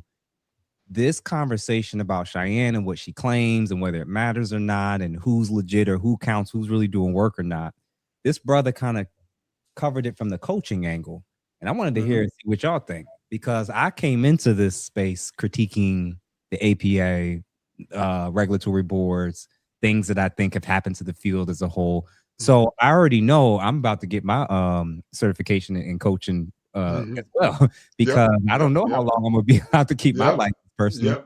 And I know what comes with trying to reform something that doesn't want to be reformed. I know what tends to happen to those types of people, but I want to play this real quick and see what you guys think. And I want Dave and Mumia to kind of jump in first once we conversation about therapists, especially Black therapists, that's been super critical of Dr. Cheyenne Bryant, is really one of, in my opinion, white imperialism. We have spent so much time as a culture, as Black people, trying to be a part of the status quo of the white system. This is why many people will say there was nothing worse for Black people than integration. We was fighting to be able to integrate into the system as opposed to having our own and creating our own rules. I got tremendous respect for therapists with licenses. But the sentiment I've been hearing is a lot of arrogance and hubris and nearsightedness and lack of respect for the fact that, yes, there needs to be licensed therapists in our community especially, but there's a lot of middle ground that we need the life coaches and counselors for. I've been a counselor for almost 9 years. I've worked with over 2,000 people, 350 couples and counting, families, children. And my approach is different from what a licensed therapist may have to study. And a lot of this dialogue is a lack of respect for what counselors represent just because we don't have a piece of paper. Some of us are ordained to not be in the system. Y'all mean to tell me we now don't have respect for our ancestors, our grandmothers, our aunties, our uncles, our cousins, our friends, ordained to hold our hearts, to help us through various situations, to give us advice that didn't need no piece of paper or letters attached to be effective. So I get that y'all got a lot of pride, also a lot of ego in those letters and the schooling that you've done, and it may feel unfair. Well, they get to just do whatever they want. We found ways around the system. Since when is that a bad thing? There's a divide and a separation and a lack of respect for the different forms of practitioners that may not have letters and pieces of paper. I mean, the shamans, the spiritualists and counselors, the life coaches, we are just as needed and in a lot of ways just as effective. And we're not just helping people reach their goals. We are also digging into compartments of their spirit, their mind, their psyche that may be from a different scope than what y'all had to study, but it's still effective. I've literally had hundreds of my clients thank me for saving their life without no pieces of paper. And I'm still out here doing tremendous work while still having respect for the therapists that have the licenses. Okay, so here's my thought on this. I'm just going to go ahead and jump right in. I thought that was very irresponsible. His personal views, and I'm familiar. I've never met him. I don't know him personally, but let me put I statement. I know of this gentleman by way of ace metaphor. Okay. So the issue here is this. The question isn't whether he personally feels slighted. The issue isn't whether non-licensed people, life coaches, shamans, and all the rest can't have any meaningful impact. The issue is Cheyenne Bryant has gone on record numerous times in the past 2 years claiming to hold titles and licensing that she does not have and cannot produce. End of. It's that simple. Whether you think it's right, wrong, the European, the white man, it's irrelevant. Either she has the paperwork or she doesn't. And the answer is she doesn't. The end. Go ahead, Dave. Go ahead, Dave. I go after Dave. Go ahead, Dave. Do you see how you can't get on this show and talk about leading from the front when every time there's a pussy panderer who decides to come via a clip, they all seem to be connected to the same root that is ace metaphor? Yeah. That's amazing how that continued to happen. No, not you. I'm just trying to understand how this master of memory manipulation continues to spread his tentacles all the way through Dusty Hood nigga logic. Mm-hmm. I have never once, no, that's not true. I've said it once on this show, and it's the only time I've ever talked about the fact that since 1989, when I was almost 12 years old, I got my first certification in family mediation. I got my second certification when I was 13 in youth mediation. I then transferred that to an adult certification. All of that's on record with the state of Pennsylvania. It's not a hard thing to find. Right. I don't run around talking about my conflict resolution skills. It's not a thing because I don't need that. But you know what I do have? I have 2 ears that this knuckle dragging mouth breather doesn't understand because he doesn't care about paperwork, probably because he's in the 60% of folks that probably can't read on grade level. He would understand that he never once said that he was a doctor. He never once said that he was a clinician. He never once said that he was a therapist. So it's not about pieces of paper. It's about comprehension. It's about, instead of you trying to pander to somebody that does not play for your team, sir, maybe, just maybe, you could tune into the fact that this is a hustle. This is a scam. This is a grift. And unfortunately, because she decided to fight above her weight class, which is the slack-jawed North American big back collective that said, this coming for us? She's trying to hold us. Girls, listen, she's trying to hold us accountable. We gotta shut her ass down. She's not a sister. She's an interloper. She's a pick-me. Because nobody's picking them. They thought they had a hero and they didn't. She's the same as Lizzo, because remember, Lizzo had whole TV deals with Prime Video talking about watch out for the big girls. And then, just like your boy, she lost weight and all that body positivity went out the window. So what did the slack-jawed North American big back delegation do? They turned on Lizzo. That's why nobody know her album just dropped. And then she made the fatal mistake of calling her album BITCH, as if she was going to take on Trump. Do you see what happens when the pander stops pandering? You get a reckoning. So again, I don't need, and I thank God for 23 consecutive bestsellers, I don't need to pander to people who do not deal with who I'm talking to. I don't go outside of my audience. And my audience happens to be people with sense who read and understand how to conjugate a verb.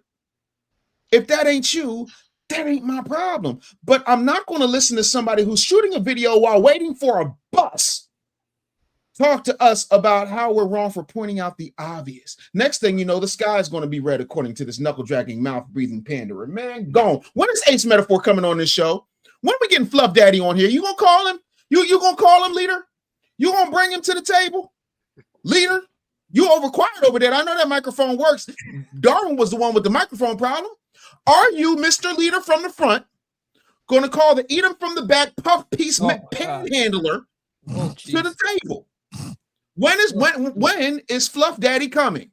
Something tells me if Ace Metaphor ever really did come on this platform, his singular request might be that Dave is not on it. I'm so shocked. That's what I was going to say. Kosher, what were you about to say, brother? Yeah. So you know, it's a lot of things wrong with that gentleman's perception or position. He used the word counselor like counselors are non-formal and counselors are formal. They're LPCs, licensed professional counselors. They're LMFTs, licensed marriage and family therapists. They're LCSWs like myself, LCSWs like myself. But they are therapists, but you know, all therapists ain't counselors and all counselors ain't therapists. But what he's trying to do, he's trying to strategize the difference, and they're different, but they're not different. We all are counselors in our respective rights, and we are also therapeutic because we look at things from a therapeutic framework. Everything we do is based on evidence-based practice. We call it being effective in dealing with the different population that we're dealing with. Now, listen, there's a science in how you disseminate certain treatment interventions. We call them modalities. There's a science to it. But watch this. They did a study, Jeff, about cognitive behavior therapy. And they said that CBT was highly efficacious, which means it was highly effective. But most folks, they know how to disseminate it to the Black population. That's called ethnocentrism. And so a lot of times with ethnocentrism, they create interventions that are highly effective, but it's not always applicable to every community. So you got to have a gift, or what I call that je ne sais quoi, that some don't have, to disseminate the intervention. And one of the things I love about the clients that I see, even though I'm a licensed therapist, I do agree with you, because of regulatory boards and the things that they do and the power that they have. I'm thinking about getting certified as a life coach too, because I don't want nobody to limit me and my voice based on what somebody is saying from a Eurocentric, but not only Eurocentric, but a highly misandric perspective, and with so many men suffering, white and Black, on the back end. So when he say therapists versus counselors, well, therapists and counselors are all synonymous. You can be a street counselor or a street advocate, but you're not a licensed therapist like yourself. You're a licensed professional counselor. I'm a licensed clinical social worker. Very broad spectrum. Some people are LMFTs. So he's conflating the two. Yeah, anybody can be just a street counselor. You just want to get basic knowledge, but they didn't go through the rigor that you and I went through. And let me tell you guys something. I think me and Jeff, we stand in a very distinguished position, and also David as well. It's not a lot of black men clinicians. We are extremely rare. And if you're a masculine heteronormative clinician, you're even smaller. I tell folks when I was at Carolina, I love Carolina, school of Michael Jordan. I always say it's a research one university, and it was rigorous. It was hard. And I was singing Marvin Sapp, never would have made it because a couple of times I didn't think I was going to graduate.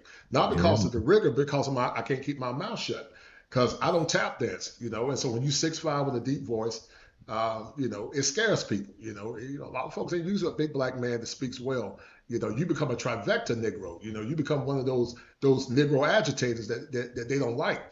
And so we got to get careful with this language where people conflate things and say therapists versus counselors because it's all under a spectrum. You know what I'm talking about. Mm-hmm. So being licensed clinicians as black men, we are rare. We are very rare. It's not a lot of us, man. And that's what a lot of men are looking for. And if you don't have the background or the knowledge to look at things from a bio, psychosocial, spiritual model, because human beings are integrated. We're what's called trichotomous beings. We're soul, body, and spirit. And you have to have all dimensions calibrated in order to be optimized. That's why I used to say, I started my channel 5 years ago and said there are 7 steps to male optimization: family, faith, female psychology, finances, world travel, male mental health, and male physical health.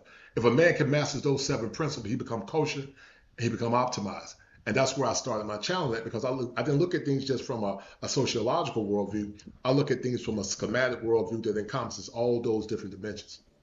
Yeah, man. My take on it was I could see it from both angles. Right. I'm not going to deny that he hasn't seen licensed professionals kind of, coming at coaches, basically making it seem like they're not effective at all, that they don't know what they're doing, they're not helping. And he's right. There's plenty of coaches and people who are actually very helpful in meeting people where they are, who just don't happen to have the respective license. And there's many people who have doctorates and masters who choose to not renew their licenses or never even go for it because they can see and recognize that there are certain limitations that comes with it. The caveat I have with the concern is on his end of the spectrum is I think a lot of times people who don't have those things or don't see the value or significance of them, they tend to equate people doing what we're doing with I'm so used to saying Dr. Cheyenne. When it comes to what people are saying and critiquing and bringing up about Cheyenne Bryant, they're equating saying you're lying about credentials as a form of elitism. No. Either you're telling the truth like Mumia said, or you're lying. Either you're claiming titles to get at, remember, she's not claiming titles and things that she doesn't think will be helpful and beneficial to her. She's claiming things that she think would help her get into rooms, help her get onto platforms, help her take the place of people who actually do have those credentials. That's why she's claiming those things, including people actually coming to her for working with a doctor or a therapist. Yeah, it's a form of stolen valor. That's what it is. Hey, so us saying, hey, this is dangerous territory. I've actually done the deep diving and looked in on people who have alleged, one of which showed the screenshot that they've met with her for therapy, or they met with her, for therapy. That's what they called it. That's what they thought it was. And by the time it was over, they was like, I feel worse. And you talked about yourself the entire time in your own Yeah, trial. right. Multiple black women are now coming out, and guess who's attacking them? Black women. Yep. This is what this stuff leads to. Very true. Very true. So, very true. Very true. Yes, there is a segment of people who are, of course, engaging in this conversation out of elitist energy. I'm not going to deny that. But it ain't everybody. Some people, it really is about, you're walking on dangerous territory where what Mumia said, man, she can end up losing a lot of money if too many people that's rocking with her currently and supporting her do start to switch and want their money back. Right. Because Look, go ahead, Darwin. What I wanted to say to that dude, that last brother that spoke, Mm-hmm. I understand what he was saying, but he was talking about specifically the people in the middle that's not licensed. Those people are important. I agree that those people are important. Yeah. But you can't draw a parallel between those people in the middle that are just voluntarily giving them, their advice and their help to Dr. Cheyenne. Dr. Cheyenne Bryant didn't portray herself to be those people in the middle. She portrayed herself to be the people that went to school and was licensed. Yeah. So you can't, I don't know why he chose to do that and then try to piggyback off of our ancestors that didn't have the right to go and get these licenses, but was still out there, doing what they needed to do to take care of the people. So he kind of lost me there, but I get where he was trying to come from. But to the last thing I wanted to say, I think Dr. L, salute to y'all again for doing what y'all do, man. And coming over here to this panel with y'all expertise. Lord knows we need more. But to the people that's booking these people, these consultations or whatever they need to help, like I think you mentioned life-threatening. I think those people who are booking or assigning themselves to a proclaimed therapist or fraudulent credentials of a person, I think those people are stupid for doing it. I think if it's something that severe, I think you would either go through your health care and you would get assigned, because y'all don't quote me on it, but I think once you become licensed and all that stuff and you can be found in a database, and like, for example, I'm a VA, they would get me coach or clinician because he would come up as somebody or in the area that I can go talk to. Right. That's extra filter of verification there. But if you're just going on YouTube and you seeing this woman and you got a severe issue going on, therapeutic or mentally, and you booking this person without checking that shit, it's on your ass. Well, I'm gonna say this, Darwin responds exactly to that.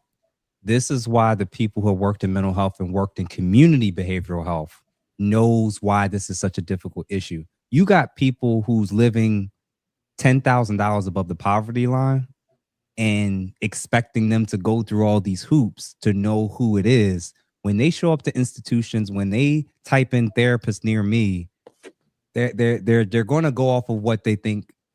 If the website looks good, if they've seen them online, if they were recommended, it's actually extremely rare for people who haven't grown up in an environment that's probably middle class and higher and being used to mental health to even know what it is they're supposed to be looking for. This is actually how she got to this point. And yes, it's partially the fault of the consumers, but what I'm basically saying is, bro, like most people, I'll give you an example. Before I know what you're saying. People that's at a disadvantage they don't have the means to be able to go back and check. Yeah, and then even then, before you get your license, you're doing the same work. You're just supervised. So if you got your master's, but you ain't got your license yet, how do you think you accumulate your 3,000, 2,000, 4,000? I totally agree with you. So what I'm saying is, if the people who wanted to work with me then pre-license work with me, and they did, them not knowing that I did not have a license at that time because I was working under a license, like Cheyenne did, she did say a couple times. I think that there's a problem with even the way in which the field is set up, where, first of all, when people get their licenses, you got to start with, am I accepting insurance reimbursement, or am I doing strictly out of pocket? That matters, because that changes your clientele of who you can work with or who could even afford to work with you. Right. If you have to choose between the shitty outpatient program that your insurance is willing to reimburse for, or work with a person that's been recommended, that's highly recommended, and they're going to charge you on a sliding scale, that's a very easy choice for most consumers. They're going to be like, listen, you know what I'm saying? totally So it's not so much just stupid or not stupid or something like that. A lot of times it's like, this is a field that's still growing, where I think these conversations are going to help people to start to learn, okay, I got to do more due diligence. Like when you go to a doctor, most people will just assume they're a doctor. Maybe something like this needed to happen so that people can now spark in their mind that, like, look, we probably need to go and check these people behind backgrounds and the credentials, because if it wasn't for this might just expose many other doctors that's not in the space or that's calling themselves licensed. Now people are going to wake up and say, we probably need to take it another step and just making sure that these people are verified somewhere because of the severity of whatever situation. You get what I'm saying? Yeah, I agree with that. I agree with that. That's all I'm saying. So I think something like this made it, whoever's, if she ever harmed anybody, they just maybe just collateral damage for something that's going to be buttoned up now in the future. If everybody get on a trend and start checking behind these people. What potentially could happen, not immediately, but in the near future, is a reevaluation of the coaching field, which is a lot more unregulated and more deregulated, more open to the wild, wild west in many respects. But why won't we do a reevaluation of the entire Black manosphere? I'm talking about somebody who was a pillar from the beginning, create a list of the top 100 or top 500, ranging from 1 million subscribers all the way down to 5,000 subscribers, and go through each one of them and mark a check mark verification that everybody on YouTube can go and look at and say, don't listen to that fucking guy behind the microphone. He is a piece of shit. And listen to him. We need that. We need that in his space. I will say this. First of all, I think we could theoretically do something along those lines. Like when we showed today, just a very brief sample of like her contradiction herself, not adding up. There's no real clinical analysis. There's no theoretical basis for what she's saying. Everything just appears to be more anecdotal. You could do something like that. I think the problem is always going to be ego. There's no man in this space where everybody's going to get on one accord with his recommendations. There's no panel. There's no panel with that. You can bring together a group like this of the top guys that's highly notable and just start going down the list. Because I'll be damned, you got motherfuckers all the way from different countries speaking on behalf of our situation in here, and they call themselves to be part of the Black manosphere. I'm not gonna say their names, but they don't have no fucking integrity, no credibility whatsoever. It's about UK or Africa? Man, more like Portugal. Oh, never mind. I ain't even going. I'm gonna leave that alone. You got to put that in the private chat. Who are you talking about? The reason why I'm not saying, hey, listen, I'm not holding back names because of I don't want to expose them. It's just that I don't want to give them the light. Nah, I get on you. this panel. You know what I mean? I want to give them the clout. Yeah, but the whole point I'm making is like, I think when these things happen, I actually agree with you. It makes more sense to just hear a large volume of people acknowledge it, react to it, share their individual true thoughts about it, what you can look out for.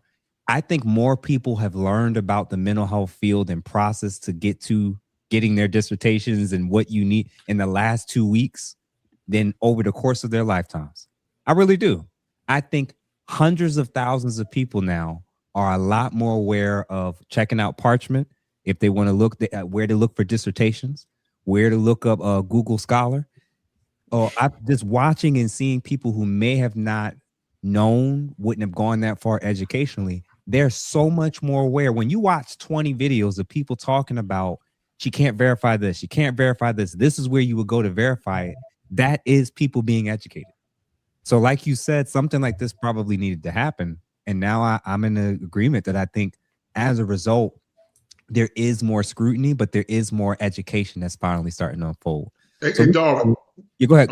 Yeah, Jeff, I want to address what Darwin said real quick. Yeah, so I think in theory, Darwin, what you're saying, it does make a lot of sense. But here's the problem with that: you can't regulate, like you can't regulate the church denominations. You can't regulate mosques. It's no different than being in North Carolina.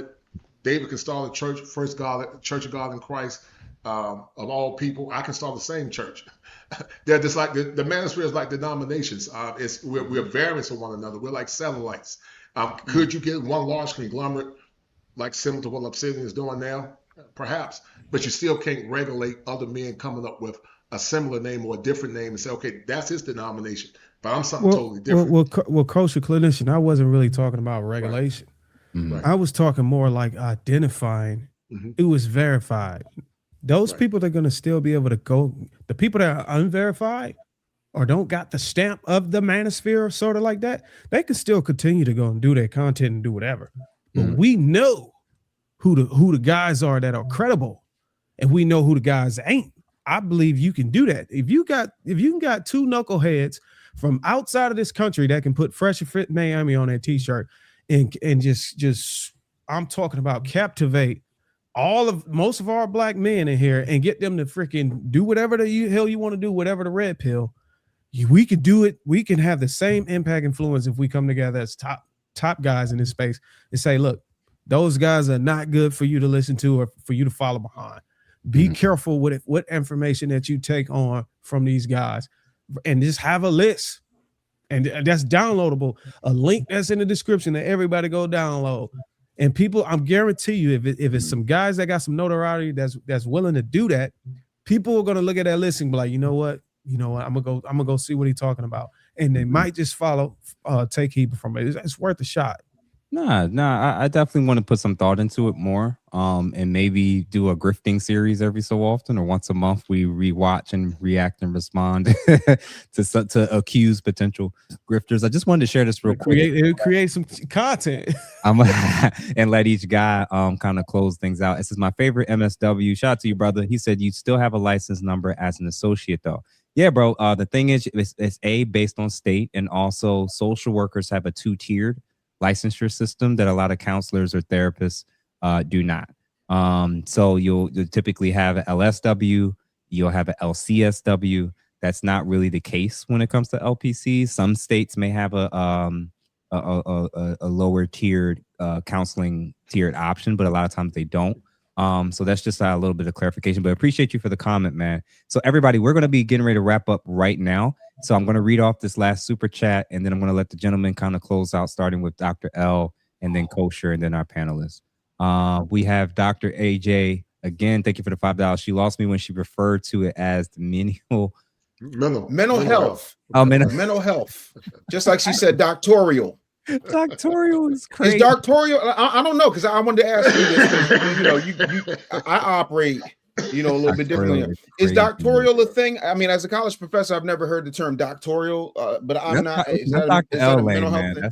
That's above my pay grade, man. Dr. L, is there a doctorial? Is that different than a doctorate? Is that different than a doctoral thesis? Is it like a doctoral thesis and then like the doctoral thesis? Is there like another level? Like, is she like a 33rd degree clinician? The third eye, Temple Mason, 3rd degree. I've never heard of it. I've never heard of it. So. Okay. Sorry, I had it the wrong way. Yep. Okay. Anyway. Dr. L, why don't you share us your final thoughts about this whole situation and what we can take away from it? We talked about a lot tonight, and first, thanks for having me. It was a pleasure to be on with you brothers to chop it up. We spoke about a lot tonight. It's very important that, number one, men stand where we should stand. As the manosphere, black men take our rightful place, get involved in community, education, helping out with schools, voting, coaching little kids, do something. Second is, I understand, the dichotomy that we talked about a lot was her lying, which was what Obsidian was pressed about. And that was huge for me. That's huge for me. I also understand a little bit about what Darwin was speaking about, and the coaching issue that we got going on here. Being part of the community means stepping up and giving your best. And we got to learn to do that as men. I want to leave off with the community. People keep saying it's over. People don't want to fight for it, and that's where I think we're coming in with a lot of issues at. We have to stand up. We have to make a decision as to what we're going to be, what we're going to do, either leaders or not, part of the community or not. And I'm advocating. My advocation is to be part of the community, to stand up, to be strong with our back straight, and that's where I'm going to come at it from. Now, this whole idea about Cheyenne Bryant, whatever she was or whatever. I want to reduce the need for those types of people and speak to those who are in our audiences and say, hey, listen, get with your family, love your family, develop yourself, And therefore, that will greatly reduce the need for mental health clinicians and mental health work. Of course, there, as Coach Clinician said, there's people who are dealing with biosocial, biological issues, neurological issues, and all that. So those people are going to need something. But a lot of times, people are just lonely. They just want somebody to talk to. That's what they need. And so if we're not doing that, then they're going to seek out persons like Cheyenne Bryant, as we have rightly articulated, can't do it. And so they're, because of insurance issues and other things and finances, they're going to look for these type of people. They may not be able to go to their insurance to get someone to help them out with their needs. So they're going to go after different individuals who are grifting. So we're bringing a lot of attention to those who are grifting. We're bringing a lot of attention to a lot of issues. And I like what you said, Jeff, that there's been a great education here tonight. And this whole event has said to people, hey, listen, check out these different people's, their credentials, make sure that they have them. And that in and of itself has been worth all this. I feel bad for everyone who's gone to her for help and for therapy. But if other people can avoid the mistake that other people have made and not going to persons like that, not just Cheyenne, but persons like that, then we have made an impact. Thanks once again for having me. I'll say this. I love Dr. L's passion and vigor. I love it, man. He's a very passionate dude.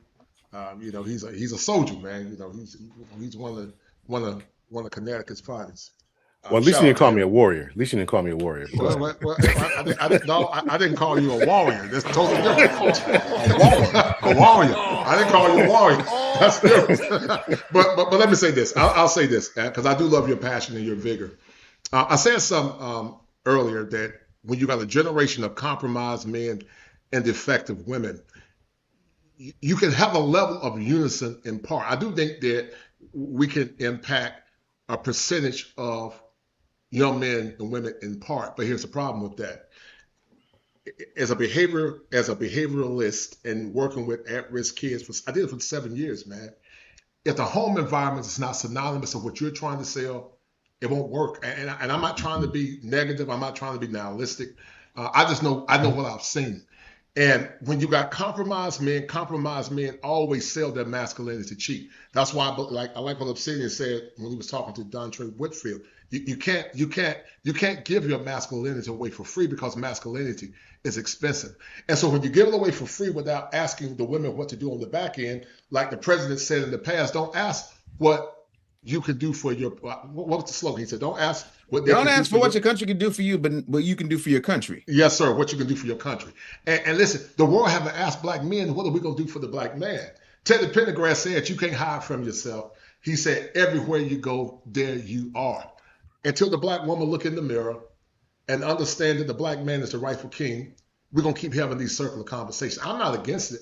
But what I've seen over the last 60 years is that the precipitation of dysfunction and the precipitation of black male misandry, it continues to proliferate. And listen, Doc, you and I are probably about 70 years old and say, we can serve the communities. We're in wheelchairs. I don't know, you might not be in a wheelchair. You lift weights. But we're gonna be saying we'll be sitting in wheelchairs talking about we're gonna save the black community, man. And I don't think it's gonna happen in our lifetime, because there are too many moving pieces. You can't build girls up and consistent with Dr. Jawanza Kunjufu said, the myth and the conspiracy to destroy black boys, and you don't build black boys up. I was a special ed teacher.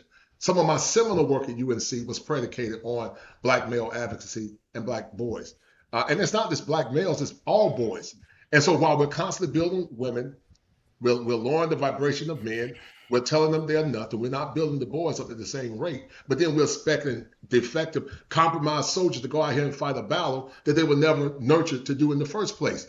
The way you win the warrior class is that the women must do something on the front end. They nurture the boys. They show love to the husband. They show valor and respect to the men. And then when you serve the men on the back end, the men have no other choice but to serve the women on the front end. But we keep asking men to serve without giving black men anything in response.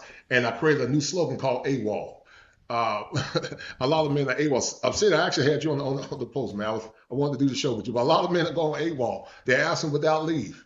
Because a lot of American men are saying now that American women offer less. It's not all of them, but in part, they offer less. So a lot of men have gone AWOL until women march and put sweat equity in the game as they're expecting men to do it. We're basically telling women that our masculinity is cheap. And when you sell masculinity cheap to defective women, it never brings forth good outcomes. And I'll leave it on that note. Yeah, and we'll do Obsidian, then Darwin, then Dave, and I'll close this out. So everybody that's currently watching, we thank you for tuning in. And if you haven't done so, please make sure that you subscribe, that you follow all our respective channels and platforms. And then also, thank you to everybody that gave in the super chat. So to any of our respective channels, we really appreciate it. We love the fact that you guys are engaging and enjoying this type of material that we're covering on the men's table. Ali. Yeah.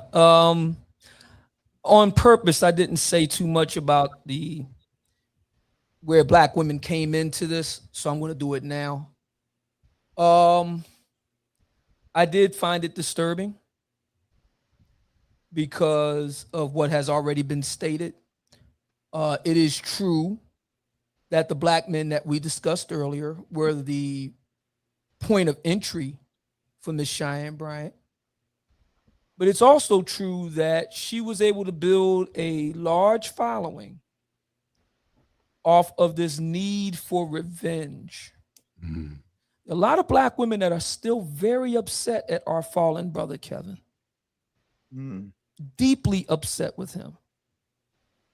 It has been pointed out to me by another lady who also is being formally trained in the area of psychology. She just recently graduated with her undergrad degree.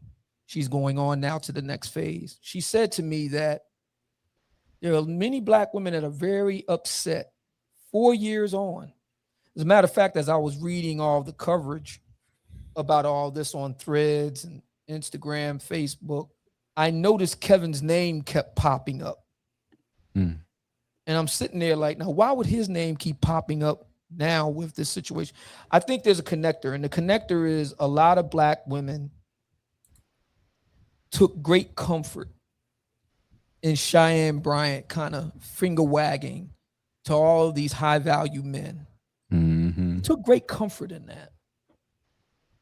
And as you all pointed out, you, Jeff, in particular, only when she said something relatively mild regarding black men that wasn't completely obsequious to black women, did they now want to start, doing forensic level investigation, that somebody working out of the Federal Bureau of Investigation that Quantico would be proud of.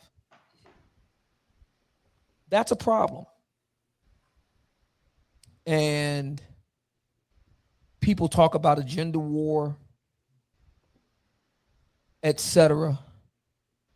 This is just another flashpoint of that. I don't know what the reason why I didn't say much about it tonight is because I don't know really you guys have rightly pointed out. I don't know really what to say about that. I don't know what to do about that. That's something black women have to solve for themselves. I don't think that they're at a place where they can be objective and dispassionate. They're very passionate and very upset. And they're pretty much looking for anybody that can take a dig. And I just don't see how I don't see how we can make any impact on that. I focused on the brothers, none of us here, but Shannon and Ace, etc. I focused on them because, again, I maintain they were the entry point. And I think that there's something to be learned for black men is that you got to stop being beguiled by glamour. You got to look deeper than that. Or you can wind up like these gentlemen. I don't think it's going to end well for these guys in the final accounting. I don't think it's going to end well for them. Because what this Cheyenne Bryant situation shows us that these brothers haven't learned from anything. And all of these guys have had situations just last year. Very costly situations. So I would just say to all the brothers watching right now, Bell, Biv, and DeVoe was right. You can't trust a big butt and a smile, man. Darwin. Yeah, mine's a short. I don't have no long monologue. All I can do is tell y'all, it's starting, man. This everything is effed up. Change my turn profanity off. It's effed up, y'all. People are gonna identify now that if people found out that they can identify as a man when they not one, as a woman when they not one. What's stopping them from identifying what a doctor? Yep. It's all coming. People are gonna step forward. So years from now, I don't know how long it's gonna take. Just don't be surprised. You heard it here first. You heard it from me. People are gonna start saying, there's so many people out there that want to be a doctor and they do not want to go to school. It's so many people that want to be a man. They want to be a woman. They're gonna identify by it. It's coming. Society is just becoming more liberated, and as more we evolve, everything that we got as far as principles, standards, and structure is going to hell. So just get ready for it. For those who can remain true and actually go out in the trenches and do the hard work and get their licenses, those are the ones that are going to be most respected because they'll be able to shine through this. But everybody else, we gotta start checking credentials, man. We gotta start doing our due diligence because you don't know what the hell you're dealing with, whether it's a title, whether it's biological, whatever it is. You gotta go check, man. That's all I can say. Dave, and then I'll close this out. Okay, people. First of all, I want to thank our distinguished guests for being here. Appreciate you guys pulling up on us. It definitely means a lot. It's kind of frustrating to watch us catch strays for what we didn't build, but of course we got to come and fix it like a stepdaddy who finally got himself a piece of something strange. Respectfully, I come from a long line of women who knew how to not only cook and clean, but ascend to the highest levels of education, professionalism, so on and so forth. I think it's possible because it has been demonstrated for generations way before my time and everybody's time here combined that real, solid, beautiful, intelligent Black women can walk and chew gum at the same time. The problem is we have mistaken cat suits and charisma for clinician-based thinking because somebody says a bunch of word salad that makes Kamala Harris look like she was on a coke binge fueled by wine. My issue is that when these things take place, all of a sudden, they want to call us like a bunch of weave-wearing lion-os talking about brothers, get the hoe. And I'm sorry. I've been a great many things in my day. I've been a comedian, a mediator, a pro wrestler, a reverend. I've been all of these things, but I ain't never been a Thundercat. It's not my job to come running to save the pussies. It is my job to point out the den of iniquity and the panderers who continue to permeate because, again, like Idris Elba said, at least it's attributed to Idris Elba, he said, women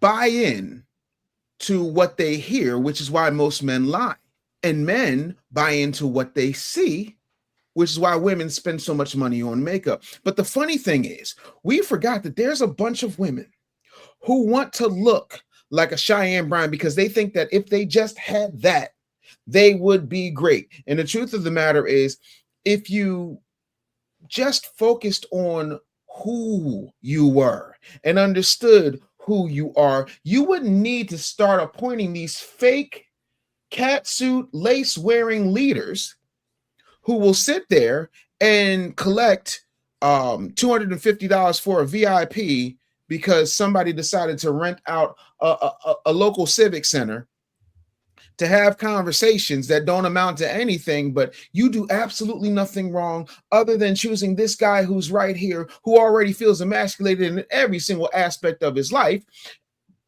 But we the problem? No, I'm not buying that. I just don't understand how this light skin logic has permeated everything. So I'm looking forward to the day where the OG of the panel will bring his little underling ace metaphor to the table. I know I probably won't be invited because just like a woman, he does not like reason nor accountability. But in order for us to do better, we got to do more than give somebody a 1.5 star rating on Amazon. We got to do more than point out the fact that there's all these women with more degrees than the thermometer who still don't understand the temperature of our people. We have to put ourselves in a position where none of this matters, because people would think twice before they ever fix their dick suckers, respectfully, to pretend to be something they weren't. In our land.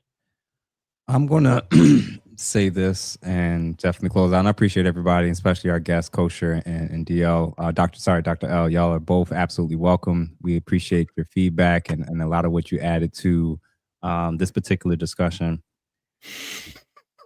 First of all, this is the prostitutification of our community and culture and society.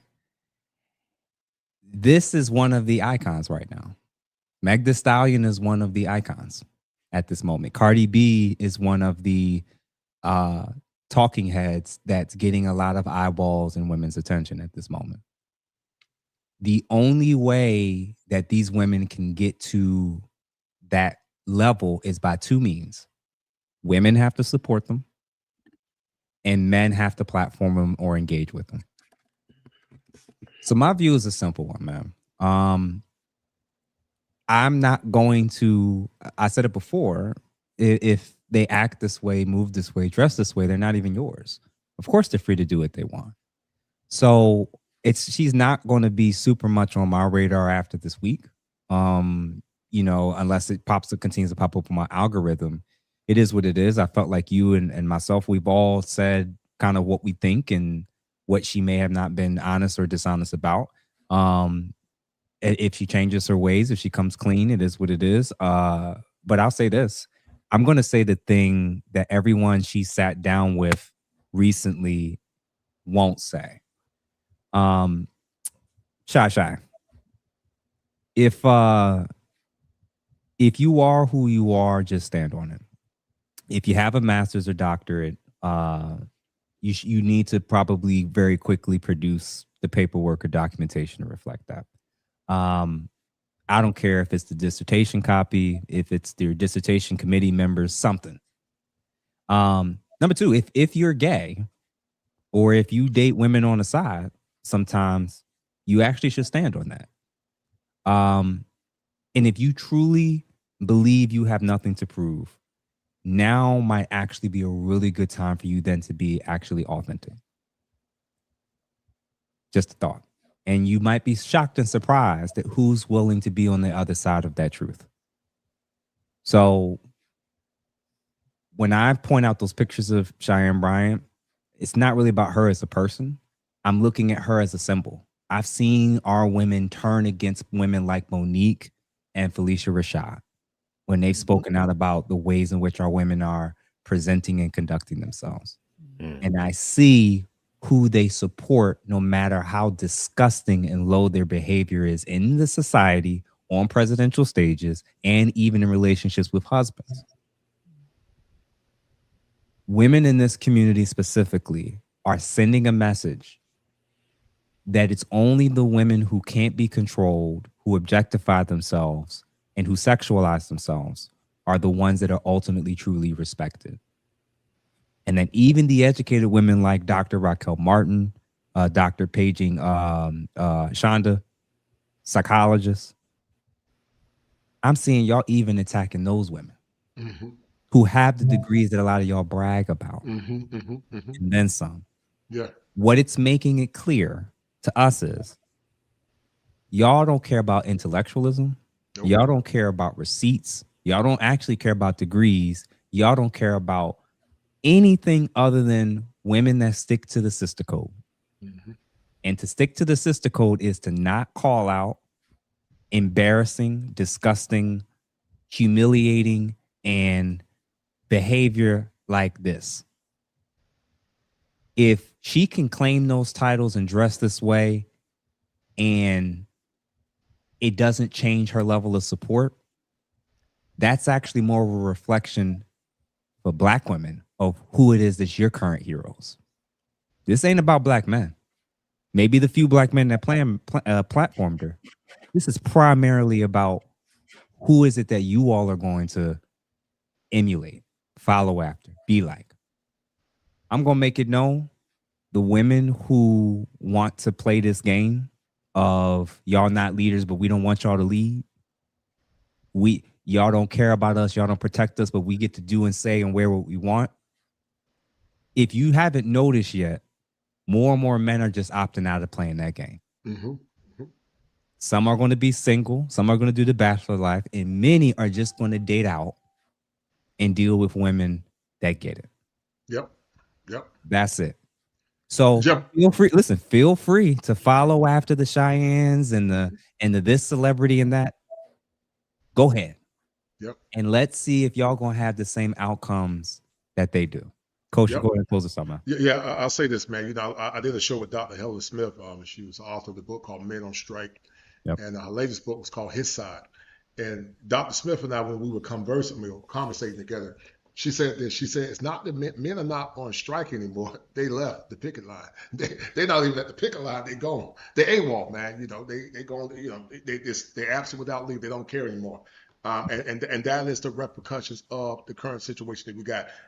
The new popularity, Jeff, like you said, the new conversation now is not actual certifications and degrees. It's popularity, and also it's a term that I created called digitally modified truth. Whatever the masses say in social media and lore, that's what they go for. So I would say it has to de-evolve before it can evolve again. I do say, like Dr. L say, you look for the percentage of the good brothers and sisters, and you just help the small percentage out there that you can help. But the majority, it has to burn. It has to burn. It has to de-evolve in order to have a new evolution. And I'll leave it at that, man. Listen, man. So everybody, thank you again to everyone who's watched, who supported, who liked. We just ask again, follow everybody that you see on the screen. This is an awesome, dope men's table. Thank you to everybody that's been supporting us as we've started this. Feel free to comment in the chat if you haven't done so. What degree did you have? What degree have you accomplished? We ain't asking for no degrees and everything else in your background, but feel free to kind of flex what you've done, what you accomplished, what you're doing. Feel free to comment it in the chat. Make sure y'all send it to 1, 2, 3, or even 4 or 5 people. And thank you again to everybody that's watched and support us on all of our respective platforms. Make sure you subscribe to all these gentlemen that you see on the screen. And we're going to talk to y'all on the other side. Everybody have a good day, good evening, and we'll see y'all soon. Deuces.